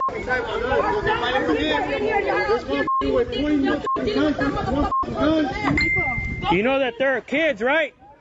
They're little kids. They don't know how to defend themselves. Take his ass out. 6-year-old kids in there. They don't know how to defend themselves from a shooter. I mean, that you know, when you sit there and you scratch your head and other various body parts, you say, should I believe Ted Cruz, whose nickname is Lying Ted, and I didn't name him that. Should you believe Ted Cruz, or should you believe the parents of the children in that school? You know, I'm going to go with the parents of the children in that school. I'm going to go with them. I'm going to go there. This is so bad. It is such a nightmare. It is so horrific. And you know that this is because Ted Cruz wants a certain story. He wants it told the way he wants it told, because yesterday, you know, it's so funny because Beto O'Rourke went there yesterday to talk about, hey, you know, we didn't stop the shooting after El Paso. We didn't stop shootings after Midland, Odessa. We didn't stop shootings after Santa Fe. And now we have Uvalde, and you people are doing nothing. And you know that that's going to be the result right now is nothing. Nothing's going to change. It is going to happen again. Beto knew that. He has stones. He went and confronted them, and they're saying, don't you dare politicize this. You know, Ted Cruz was all over the TV blaming the school for the school shooting. I think that was politics. What Beto is trying to do is govern. He's trying to get people to do some governing on the issue of assault weapons in schools and assault weapons murdering people in Walmarts. It's unbelievable. It's always too soon. If you bring up that, the Republicans actually said, I swear to God, the Republican senators actually said yesterday, they were giving, statements to the press, and there's a whole bunch of them. There's 50 different statements from 50 different Republican senators. And some of them said things like, it's too soon. Others of them said, oh, it's mental illness. It's not mental illness, okay? It isn't. Mentally ill people are more likely to be victims of gun crime than to commit gun crime. We've been here. We've done this 1,000 freaking times. And that's not even an overestimate. 311,000 children in this country have had experience with gun violence in schools. 311,000. So saying 1,000 times is not, out of line. But honestly, they said, one person said, I think it was Lindsey Graham. He said, I can't think of one policy that would stop this from happening. An assault weapons ban might go a long way to stopping assault weapons from being ever present in our lives. You know, Abbott just made open carry without a permit or training just A-OK in the state of Texas. You know, I could think of a whole lot of policies that might have an effect on gun violence. And by the way, if mental illness is your thing, Governor Abbott, why did you take $211 million out of mental health care in your freaking state? Call in, connect. To speak to Randi, call 561-270-3844. 561-270-3844. There's a 12-minute gap. There's a 12-minute gap from when he crashes his truck to when he enters the school. 12 minutes. 12. What happened in that 12 minutes? So you got to understand, 11:30 is the information we have at this point that we can confirm. 11:30 a.m. the PD gets we got a crash and a man with a gun. And then you have responding officers. That's what it is. If it's 12 minutes from 11:30 to 11:40, that's the information we have right now. The kid is walking, takes shots at people across the street. They call 911. There's supposed to be an officer at the school armed, okay? And he's saying there's a 12-minute gap. What happened in that 12 minutes? How did that kid get to walk? I mean, and the distance from where he crashed the truck to the school is like 100 yards. 12 minutes? Well, you got to understand. Listen, something so unbelievably bad happened here. This is such a cover-up because 17 people were wounded, 19 10-year-olds were killed, and 2 career teachers were shielding their kids and were murdered in cold blood. And they're covering it up. And they're covering it up so that it comports with Ted Cruz's idea of who's to blame, and that's the school. The school is responsible for the school shooting. How sick and twisted is this? I just the nerve of them. It's just it takes your breath away, really. That even with dead 10-year-olds over and over again. By the way, we had dead 6-year-olds in Sandy Hook. I mean, we're talking 10 years of school shootings, 10 years of mass murder. Everybody uses the same damn weapon. Everyone uses this military-style, semi-automatic long gun with... Oh, and by the way, we just found out that this shooter... I mean, yesterday when they had this press dog and pony show, and it was a dog and pony... I mean, just casually, the director of the Department of Public Safety in Texas says, okay, so like day one on his birthday, he buys, a weapon. He buys a long gun. I think he described it as an AR-15, okay? And he tells us that he bought it from Daniel Defense. Daniel Defense wanted to advertise on the Super Bowl, but the Super Bowl wouldn't allow them to run their ad. I'm not going to play it. I do have it. It's just, your general fear ad where, a guy works hard all day, comes back from the war. Yeah, the war. They don't say which one because we've had, so many of them. Anyway, he comes back from the war and he sees his wife. He comes in, from a hard day's work. His wife is, of course, folding laundry and taking care of the infant newborn. And he looks in the crib and the baby smiles. You're responsible for their safety. Get a gun. And, So anyway, from the same store, he buys this long gun on his 18th birthday. The next day, he buys 325 rounds of ammunition from the same store.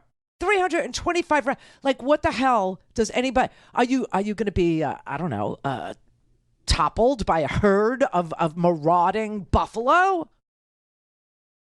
I've never heard of such a thing, okay? 325 rounds. And then the next day, he goes and buys the second AR-15. First of all, where does this kid from this middle-class town get thousands of dollars to purchase this stuff? Where does he get the money? I mean, the whole thing just reeks to high heaven.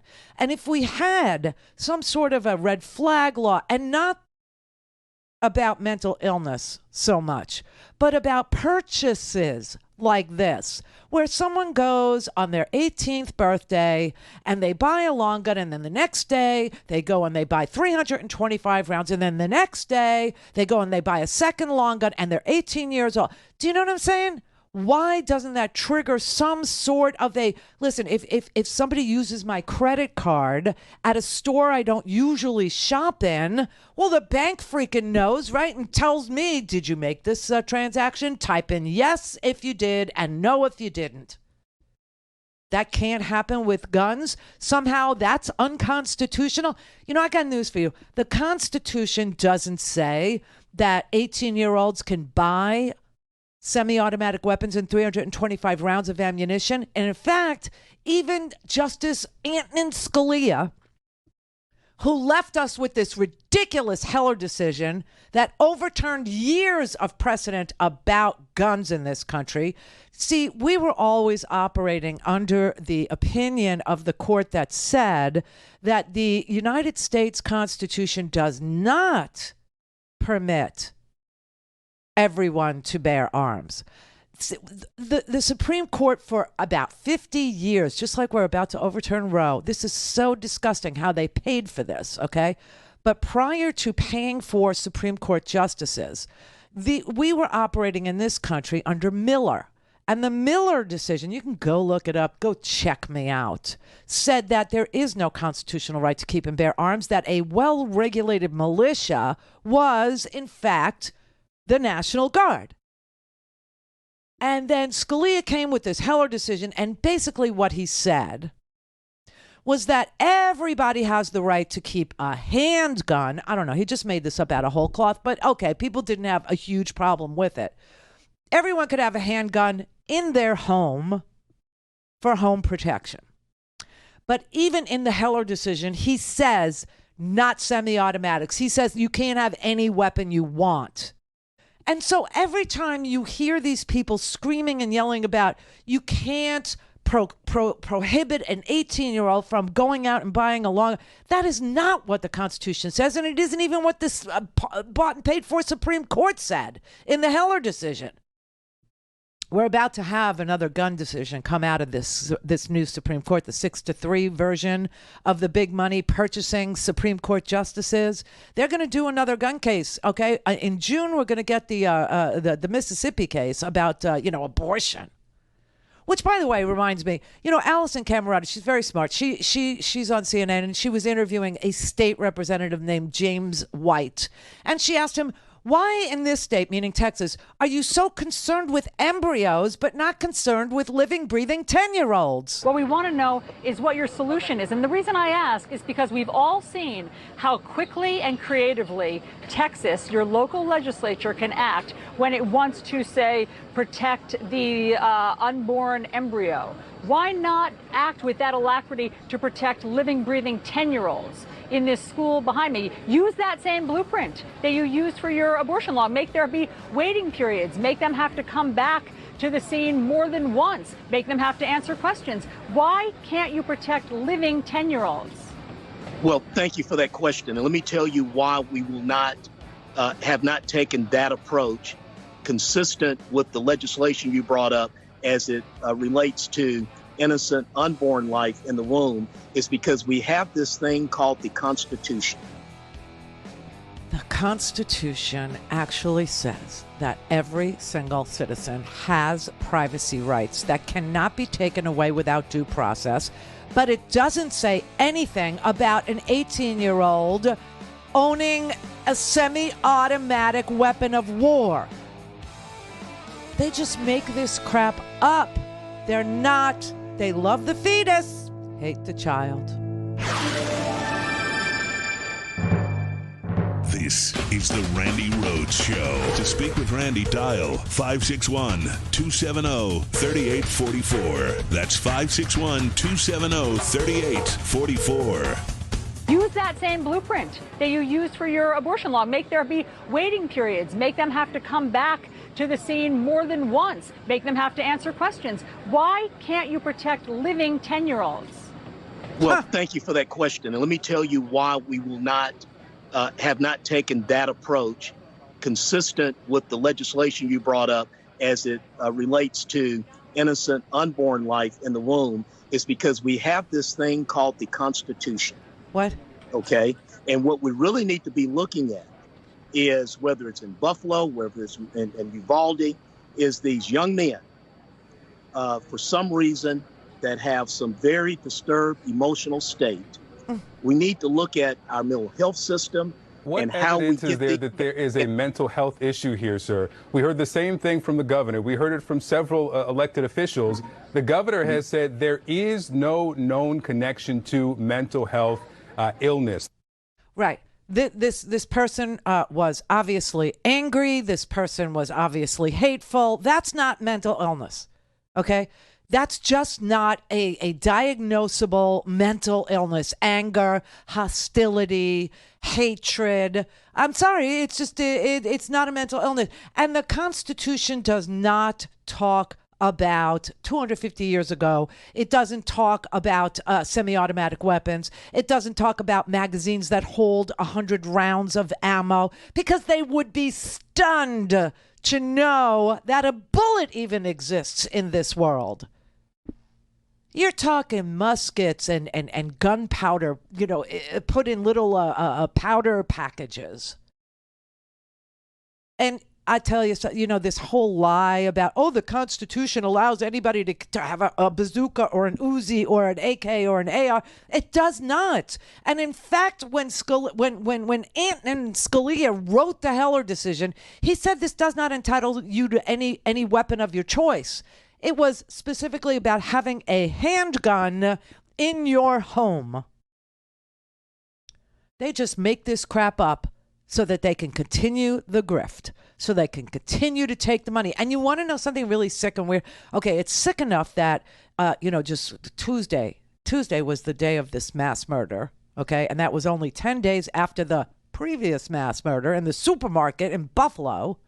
I mean, and no, you know what's really creepy too? No one talks about the Las Vegas shooter anymore. You remember him? I mean, you would just go into a country music concert in Las Vegas on the street, right?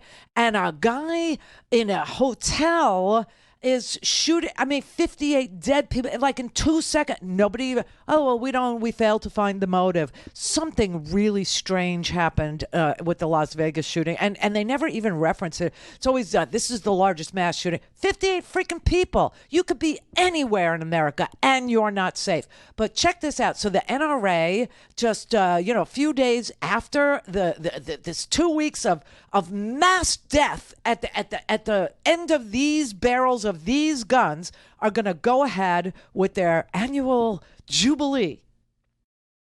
And Greg Abbott, who's the governor of this killing state, Fort Hood, El Paso, Santa Fe, Midland, Odessa, now Uvalde, a tiny little 16,000 population town, tiny little town. Okay, you got 19 dead 10-year-olds. He's going to speak at the National Rifle Association's Summer Jubilee along with Donald Trump and Ted Cruz. That's insulting enough. But check this out. Greg Abbott and Donald Trump don't want guns in the room when they're in the room. And Donald Trump is saying, it has nothing to do with me. It's the Secret Service. Well, if more guns make you safer, wouldn't that be the safest place in the world to be, is in an NRA convention where everybody's armed to the nines, where everybody's armed to the G? Yeah, because that's a lie, too. That's a lie, too. The Secret Service, who is responsible for the safety of the President of the United States and ex-presidents of the United States who qualify for Secret Service protection, decided that being in a room full of guns is not a safe thing. Not safe. But if America really, really believed that more guns made you safer, we would be the safest nation on the planet. And we're not. We're not. The whole world is watching us saying, what the hell is wrong with you people? What? Verzweifelte Eltern vor der Schule. A gunman killed 19 children. Comment imaginer, ne serait-ce qu'un instant, Yet again, the world's attention is on guns and mass murder in America. In 2020, 45,000 people died in gun violence in the U.S. More than half were suicides, but 19,000 were murders, the most since 1968.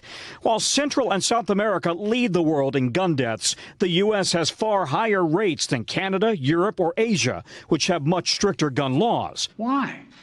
They have mental health problems. They have domestic disputes in other countries. But America has more guns than people, nearly 120 for every 100 Americans. We should be the safest country on the planet. 120 guns for every 100 people. That should make us super tight safe. It's all a freaking lie. Otherwise, the Secret Service wouldn't have a problem with people being armed with the President of the United States in a room. The governor of the state of Texas wouldn't have a problem being in a room full of people who are armed, especially people from the National Rifle Association. But you know what? They do. They do. They have a problem with it. Now, I got to show you this. I hope I don't get flagged for this, but this is Sky News. Okay, this is over in the UK. The Sky News journalists actually asked Ted Cruz, what is going on with your country? What is going on? I mean, the UK, they're like, no one has a gun. No one has a gun. And guess what else they don't have? School shootings. They don't have them. There are 19 sets of parents who are never going to get to kiss their child goodnight again. Makes my skin crawl. Is this the moment to reform gun laws? You know, it's easy to go to politics. But it's important. It's at the heart of the issue. I get that that's where the media likes to go. No, it's not. It's where many of the people we've talked to here like to go. The proposals from Democrats in the media, inevitably, when some violent psychopath murders people. A violent psychopath who's able to get a weapon so easily.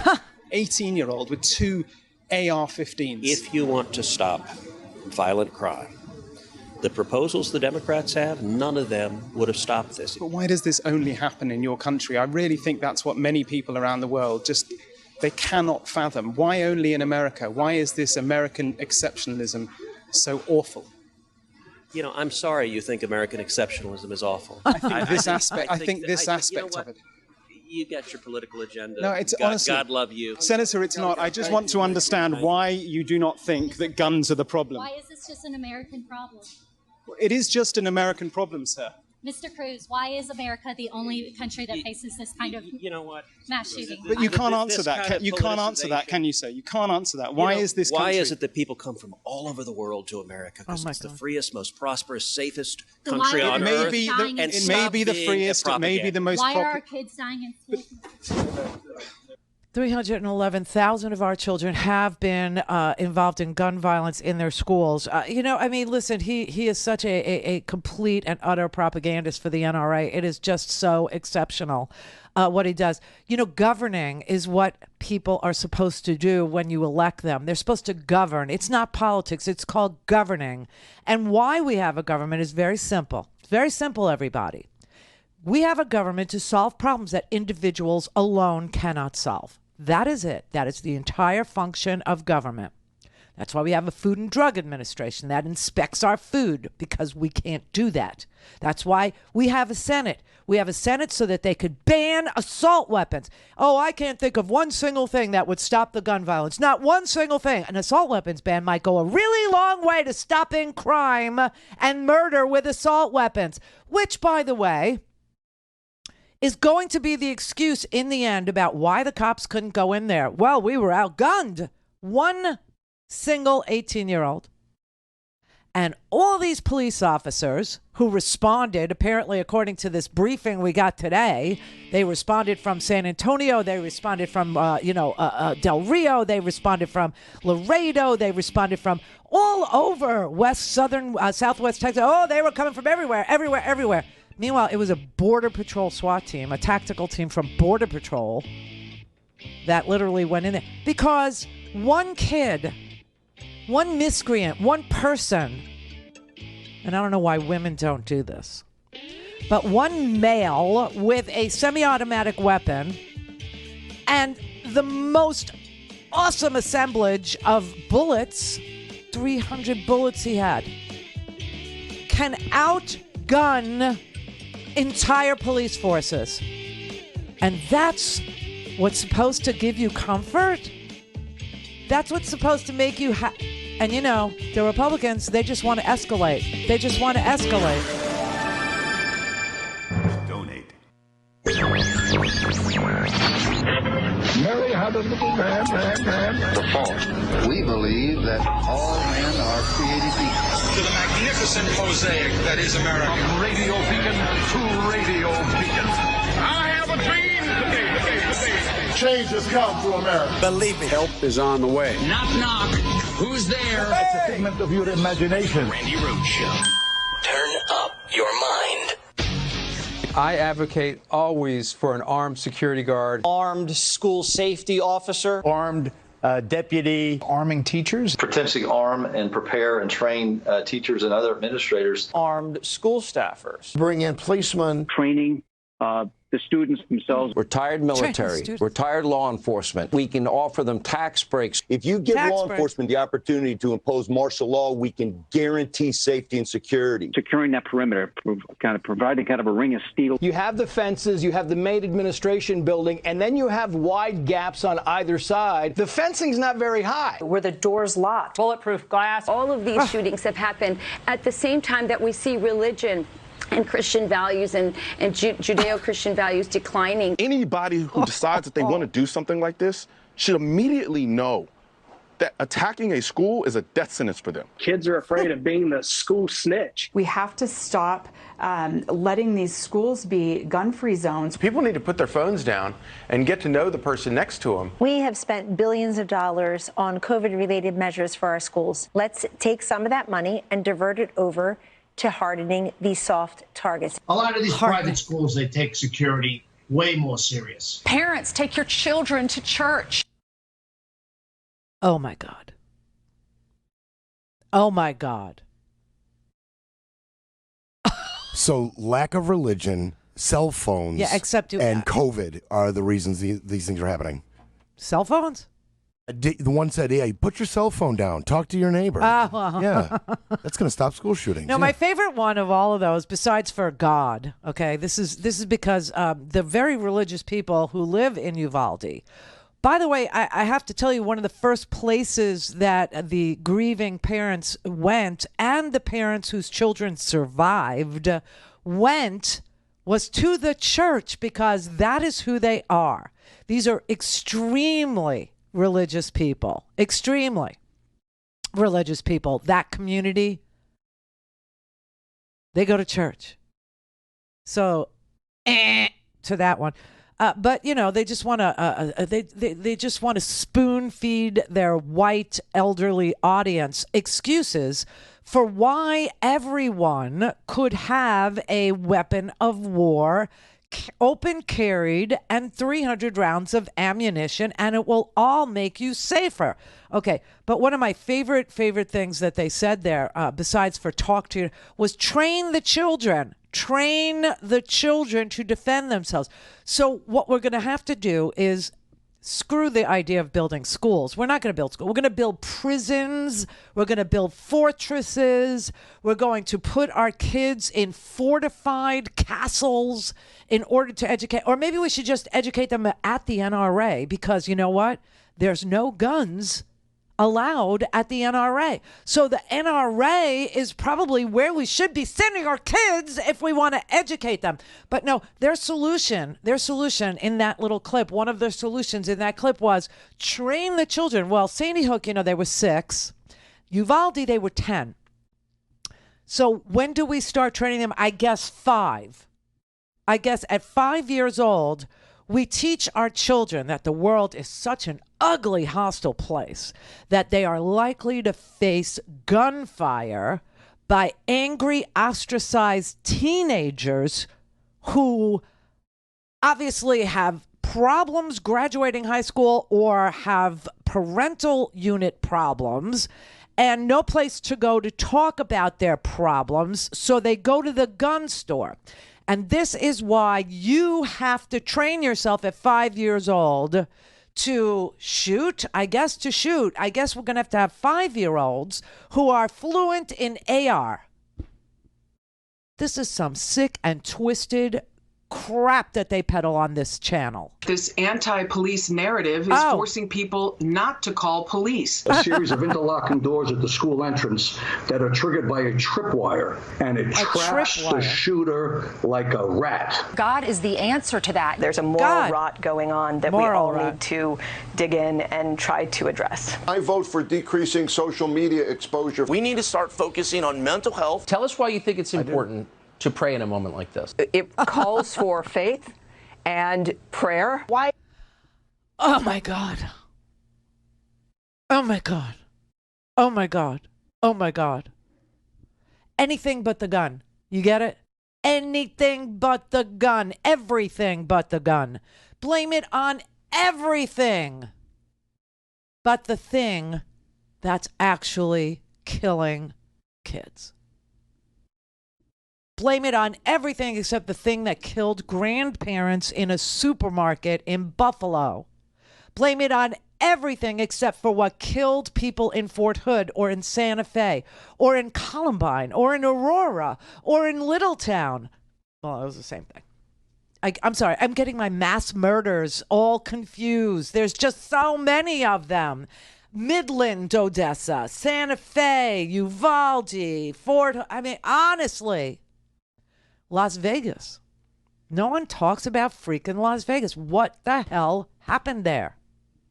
Was that guy a representative of the NRA? I mean, what the hell was that shooting? That was unbelievable. Mark in Florida. Hey, Randy, from one veteran to another, when we jump in a uniform, we learn to count on each other, regardless of where either of us or any of us are from. I'm also the ex-Miami cop who called you a couple of weeks ago. I guess the observation I have is sharing with your call screener the Department of Homeland Security, the Border Patrol. They have their own SWAT team called BORTAC, and from what I've read, that the BORTAC was on their way, and a couple of the BORTAC members realized that the situation was more urgent than their team was able to gather quickly enough to respond to. So they left. And they were the first, or one in particular, I guess is given credit for killing the shooter. So I think we have a case of racism here playing out with the DPS as well. So I think DPS not only has shown up by the well, I mean, it was a time thing, right? The SWAT team the Border Patrol SWAT team, the tactical unit, didn't show up for an hour. Okay. And that's why this guy was in that school for over an hour. He was in there for like an hour and a half, and just to keep it, relatable, the Marjorie Stoneman Douglas shooting in Parkland, Florida, a lovely, leafy little tree-lined, as you know, suburb, right? That shooter was in there for 10 minutes and was able to kill 17 people. This guy was in there for an hour and no one was able to take him out. The SWAT team was the team that took him out. It took him an hour to get there. A freaking hour. Right. I think there was some intentional foot dragging. Is what I'm saying. I think that there's 10-year-olds in there. The second this kid fires a long gun at two people on the street headed into the school, there's 12 minutes between that event and actually entering the school. 12 minutes. I'm sorry, it's a tiny little town. Your response time ought to be 4 minutes. It ought to be 3 minutes. And they're telling me that they're lying to me either yesterday at the Dog and Pony Show or today at the Dog and Pony Show. They were lying to me and telling me there was an armed police officer at the west side door, the back door. And now today they're saying there wasn't. But this morning, the lieutenant said, oh, no, I talked to that armed officer. I'm just trying to figure out how many shots were exchanged. Oh, please, this is such a cover-up, Mark. This is such a disservice to everybody who is in law enforcement. You want to talk about why people are so completely stunned by police activity? It's because when I almost said it. When crap like this happens and it doesn't, play out like a 1 hour drama, a police drama with a happy ending, They cover crap up. They lie. Now, we're talking about 10-year-olds, and they're willing to lie, especially Ted. All things Randi at RandiRhodes.com. Go for launch. Speaking truth to power, the Randi Rhodes Show. Is it that schools aren't protected in the same way that airports? There are some people who don't want police officers in schools with guns because other people are triggered. Assault rifle and enhanced body armor. A notification system to let everybody in the school know what's happening. Single point of entry. I don't like talking about this stuff as it happens because I don't think it contributes anything positive. Parents should be held accountable for raising their children properly. Ballistic blankets. We just don't have the resources to get law enforcement there quickly. How about an executive order for these mental health facilities? We have to start rebuilding this country and returning to God. I arm myself everywhere I legally can. It's up to you to protect yourself. Oh, my God. Oh, my God. Everything from ballistic blankets, everybody. Ballistic blankets. Pray about it. Oh.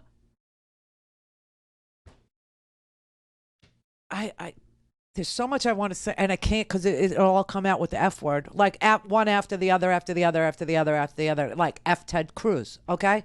This is F the NRA, okay?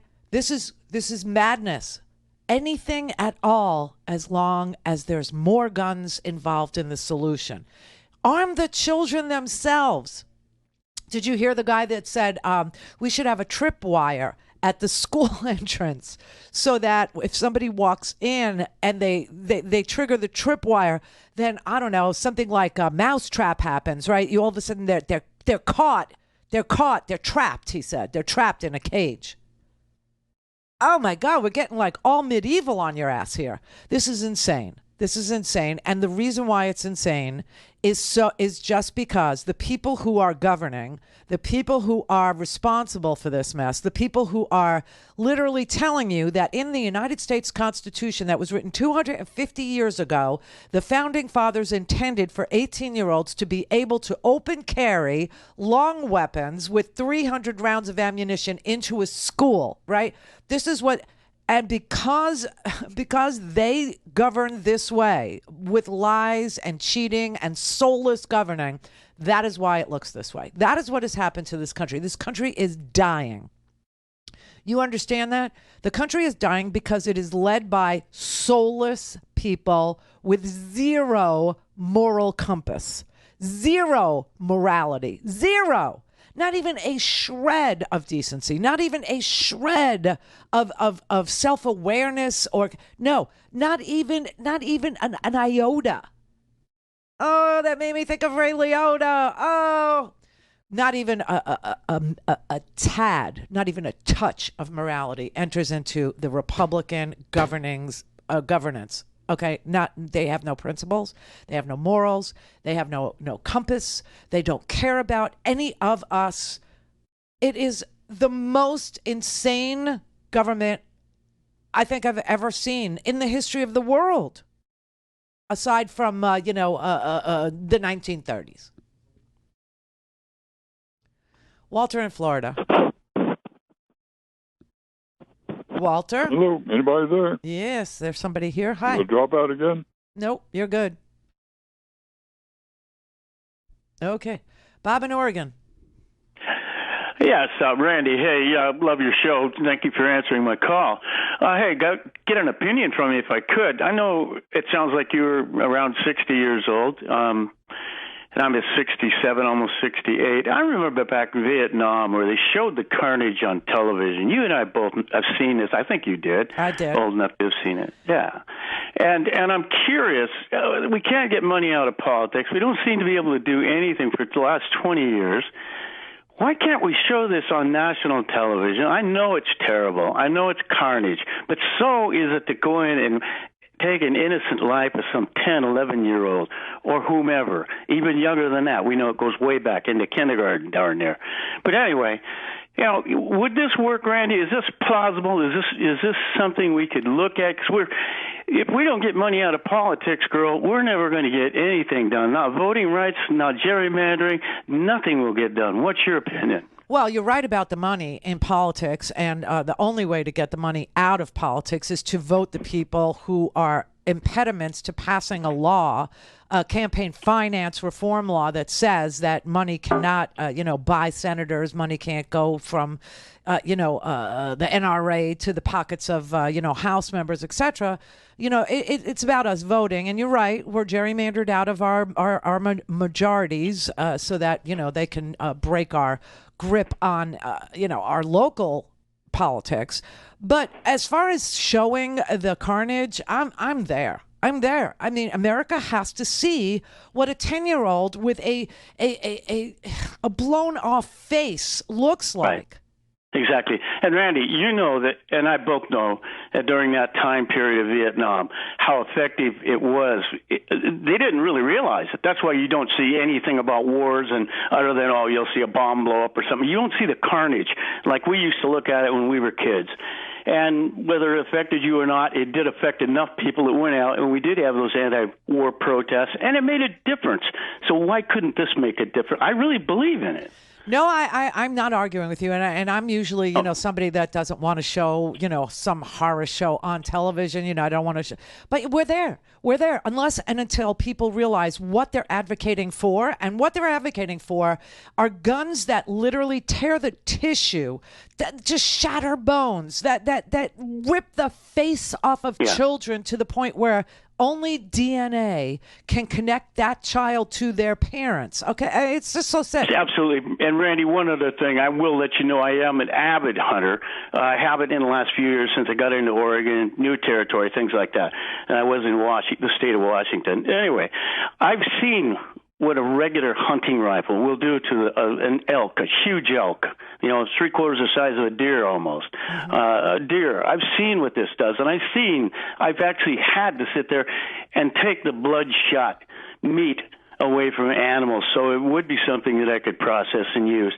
I can't even imagine what you've probably viewed, being an ex-military in the Air Force, how powerful and quick. I know the ballistics on those weapons and such. Oh, no. I've never seen anything. I really haven't. I was a mechanic. My training was so basic with guns. Air Force isn't really, the kind of infantry training that you might think. So I don't pretend that I know anything about, ballistics or, I know what a hunting gun does. I've seen that. But these semi-automatic weapons, I've watched people. I've watched doctors show me. Okay, what they will do. What they do is they'll show it to you on a piece of pork. Okay, or they'll show it to you on the side a side of beef. Right. And they'll explain to you, that the entry wound might look similar, but here, look at the back of this piece of meat. Now you can see the tissue has just been shredded. Absolutely can. And let me add to that. You're also shooting into an idle or dead piece of meat. Right. And dead meat can't bruise and won't bloodshot.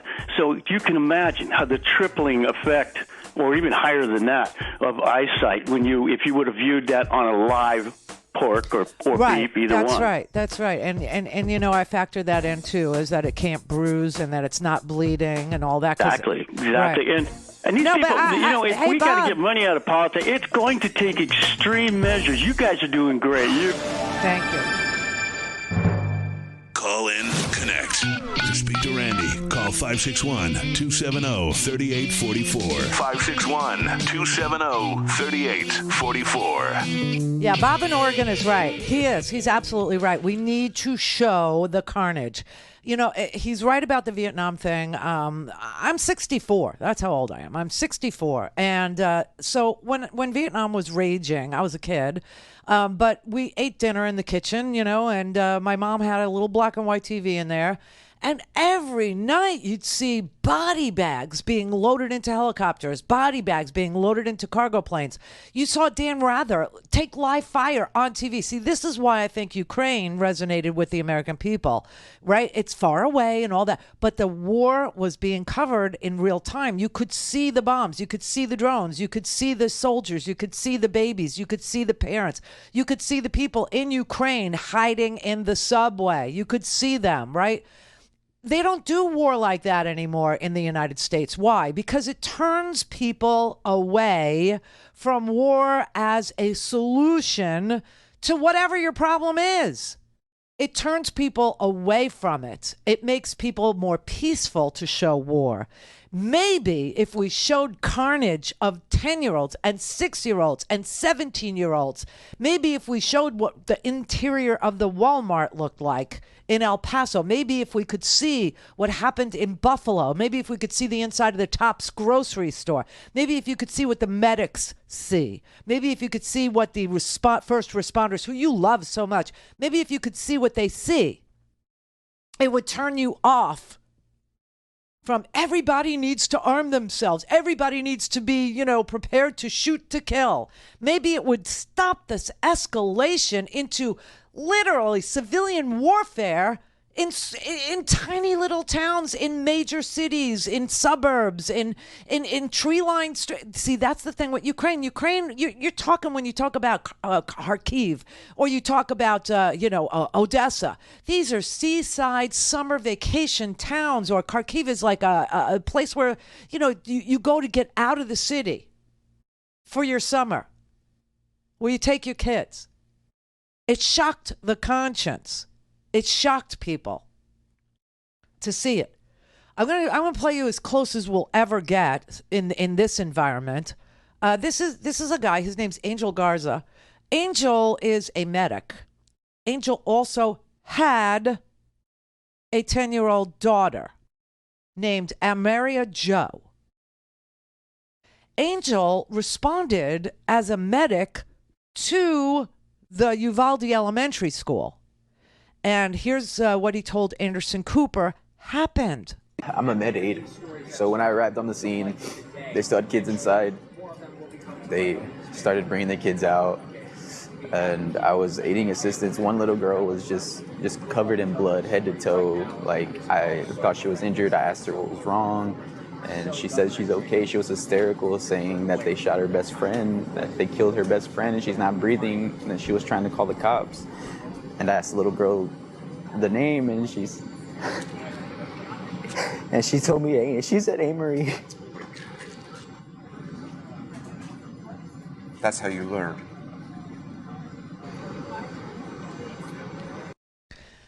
I mean, this is a young father of a 10-year-old girl named Amory Joe Garza, who is a medic, responds to a call and is tending to a little 10-year-old girl covered in blood, and asks her, where are you hurt? Where are you hurt? What's going on with you? And she said, I'm okay. I'm okay.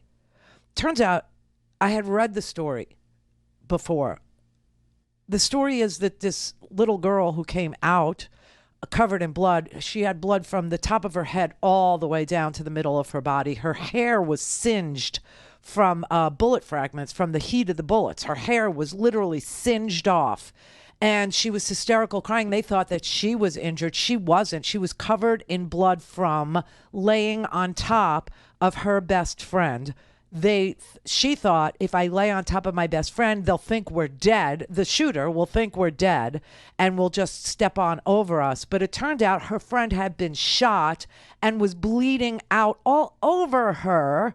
And when she was finally, this shooter was in there for an hour and 40 minutes, and she's laying on top of her best friend the whole time. And when they take her out, this man, Angel Garza, when he takes care of her, he says, what's wrong? She said, no, I'm okay, but they killed my best friend. I was laying on top of my best friend, thinking that if we played dead, we'd be okay, but she was already shot. And it took so long for anybody to get there that she bled out. And he said, who's your best friend? And she says, Amory Garza. That's his daughter.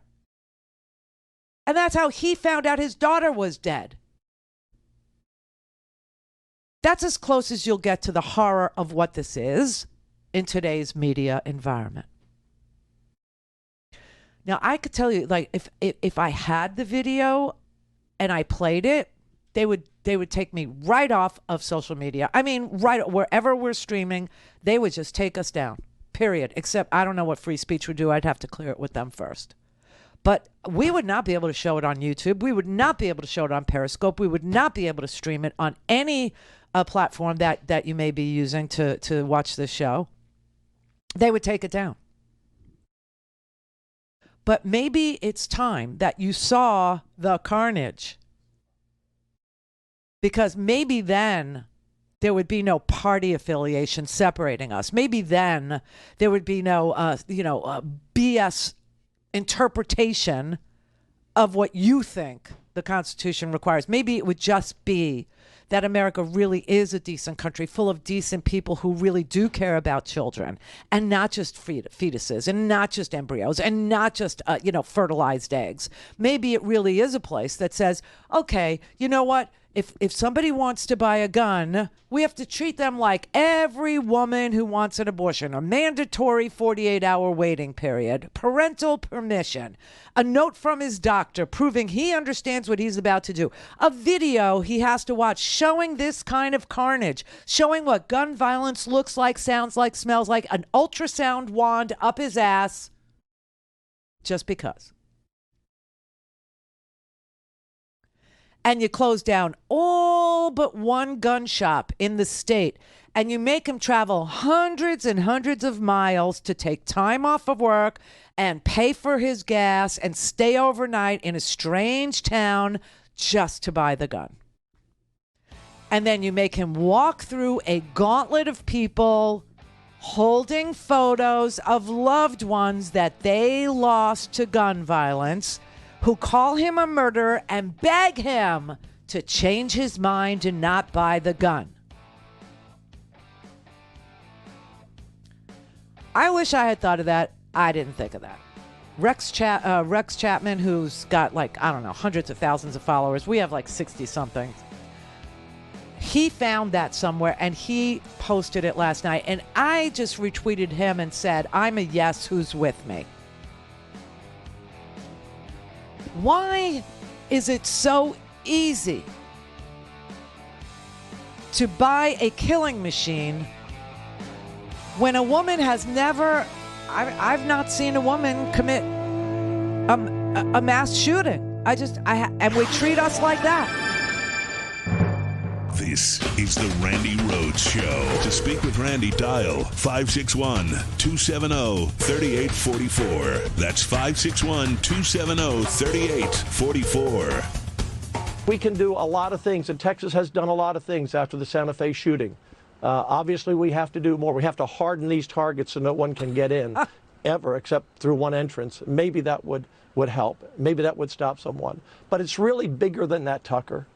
We're a coarse society.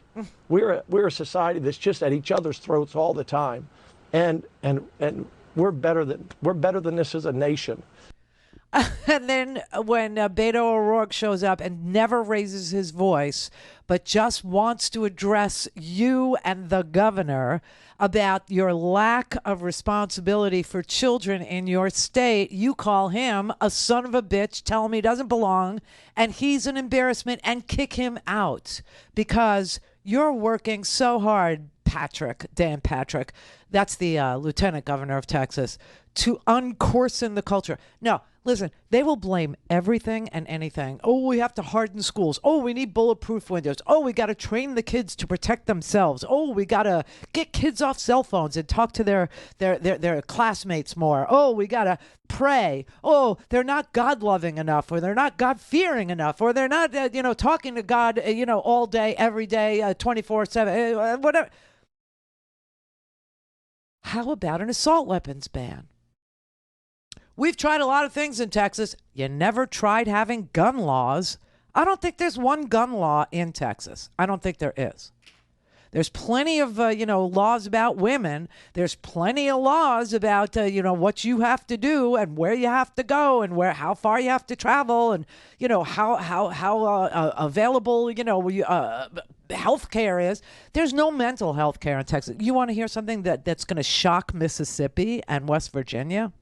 You know what the worst ranked state for mental health care is? For accessibility to mental health care professionals is Texas. let me just double down on this sentiment, which I have explained to you. It's not a sentiment, it's a fact. People who suffer from mental illness are much more, only 10% of all of these mass shooters, only 10% of all of these mass murderers are diagnosably mentally ill. The rest of the mass murderers, they're very organized, they plan, they're very cogent, they're just hateful and angry. And that is not a mental illness. Ted Cruz is not insane. He knows exactly what he's doing. He's not mentally ill. He is soulless. He has no soul. He is an empty vessel of mutilated, quivering, ugly flesh who wouldn't be able to experience love or care for another without completely imploding his career, which he's not willing to do. But Ted Cruz is not insane. Neither was the shooter insane. Mentally ill people are much more likely to be the victims of crime than they are the perpetrators of crime. That is a fact. So this careless labeling of shooters as being mentally ill in a state where there is no mental health care, there's none. He just cut $211 million out of the pittance of a budget he had for mental health care. Now, you know who might need mental health care? Someone who is depressed and has a gun and is thinking of using it against themselves. That is what mental health professionals are there to help people through. But these shooters, the ones that are posting on Facebook and the ones that are sending messages to girls on Instagram, showing them their arsenal, saying, I'm going to air out, which is slang for shoot up a place. They're not mentally ill. They're just angry. They're just hostile. Well, that's the battle between good and evil. No, that's the battle between being bullied and not having any place to talk about it and just eating your anger and then having easy access to guns.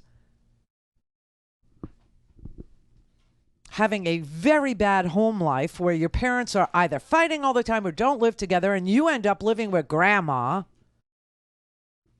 But there's easy access to guns. I mean, you know, listen, my childhood, it was fraught. It wasn't horrible, but it was fraught. I had a very loud house. My parents were always arguing. They were always fighting. I think everybody understands I did not graduate high school. I dropped out of school. I joined the military as a Hail Mary to save myself.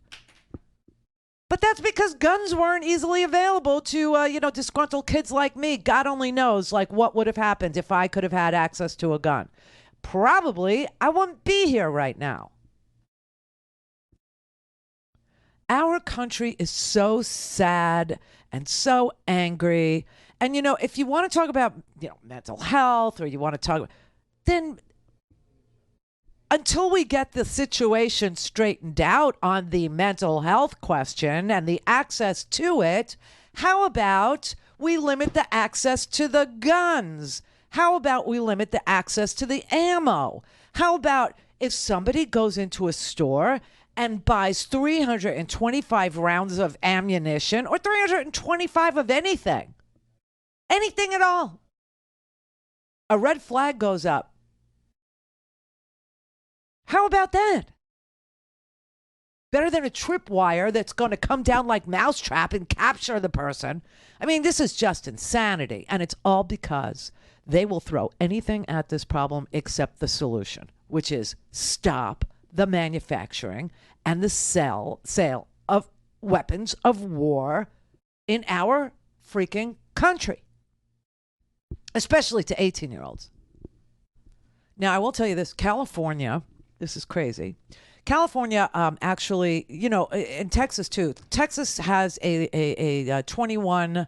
You have to be 21 years old to own a handgun. which is the one thing that was dealt with in the Heller decision. Okay, that's the one thing. The one thing that was permissible, as far as Scalia was concerned, was a handgun for the protection of your home. He said you had a constitutional right to that, but not to any weapon you wanted. Okay, so that's the current law in America, as interpreted by our U.S. Supreme Court, as it stands now. Okay. But in California and Texas, you have to be 21 to buy a handgun, but you could be 18 to buy a long gun. You could be 18 and get an AR or an AK or whatever you want, right? Or any of the knockoffs. Okay. So California sought to remedy that situation. They passed a law, and the governor signed it, saying we're raising the age to 21 for purchasing of an AR or an AK or a semi-automatic long gun. So that went to the Ninth Circuit Court. Now, you remember Donald Trump had the Ninth Circuit in his bullseye. He thought it was the most liberal of all the appeals courts, and he really wanted to, get rid of that court. Remember, he was threatening to get rid of it altogether. Well, he decided that he would appoint sycophants to that court. And the judge that this case was assigned to in the Ninth Circuit is a Trump appointee who said, "Thank God for the teenagers who fought in the Revolutionary War.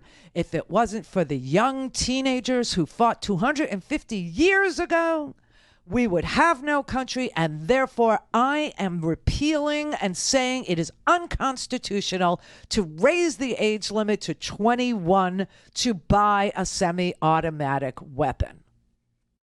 Seriously, that happened about 10 days ago. 10 days ago. So it was overturned. It was overturned July 1st, 2021. They added a prohibition on the sale of semi-automatic weapons. You had to be 21 years old. And 10 days ago, 12 days ago, you had a judge who compared semi-automatic weapons to muskets, which were the weapon that was used by teenagers in the Revolutionary War. This was the quote from Judge Ryan Nelson. Yes, it has a name. Quote, "America would not exist without the heroism of the young adults," teenagers, "who fought and died in our Revolutionary Army. Today, we reaffirm that our Constitution protects the right that enabled their sacrifice, the right of young adults to keep and bear arms." And he rescinded the age prohibition. He said, no, 18-year-olds can have semi-automatic weapons in California. There are 393 million firearms in civilian possession in the United States as of 2017. That is more than one gun per person, and a whole chunk of them are semi-automatic weapons of war. And he's comparing muskets. We're so screwed.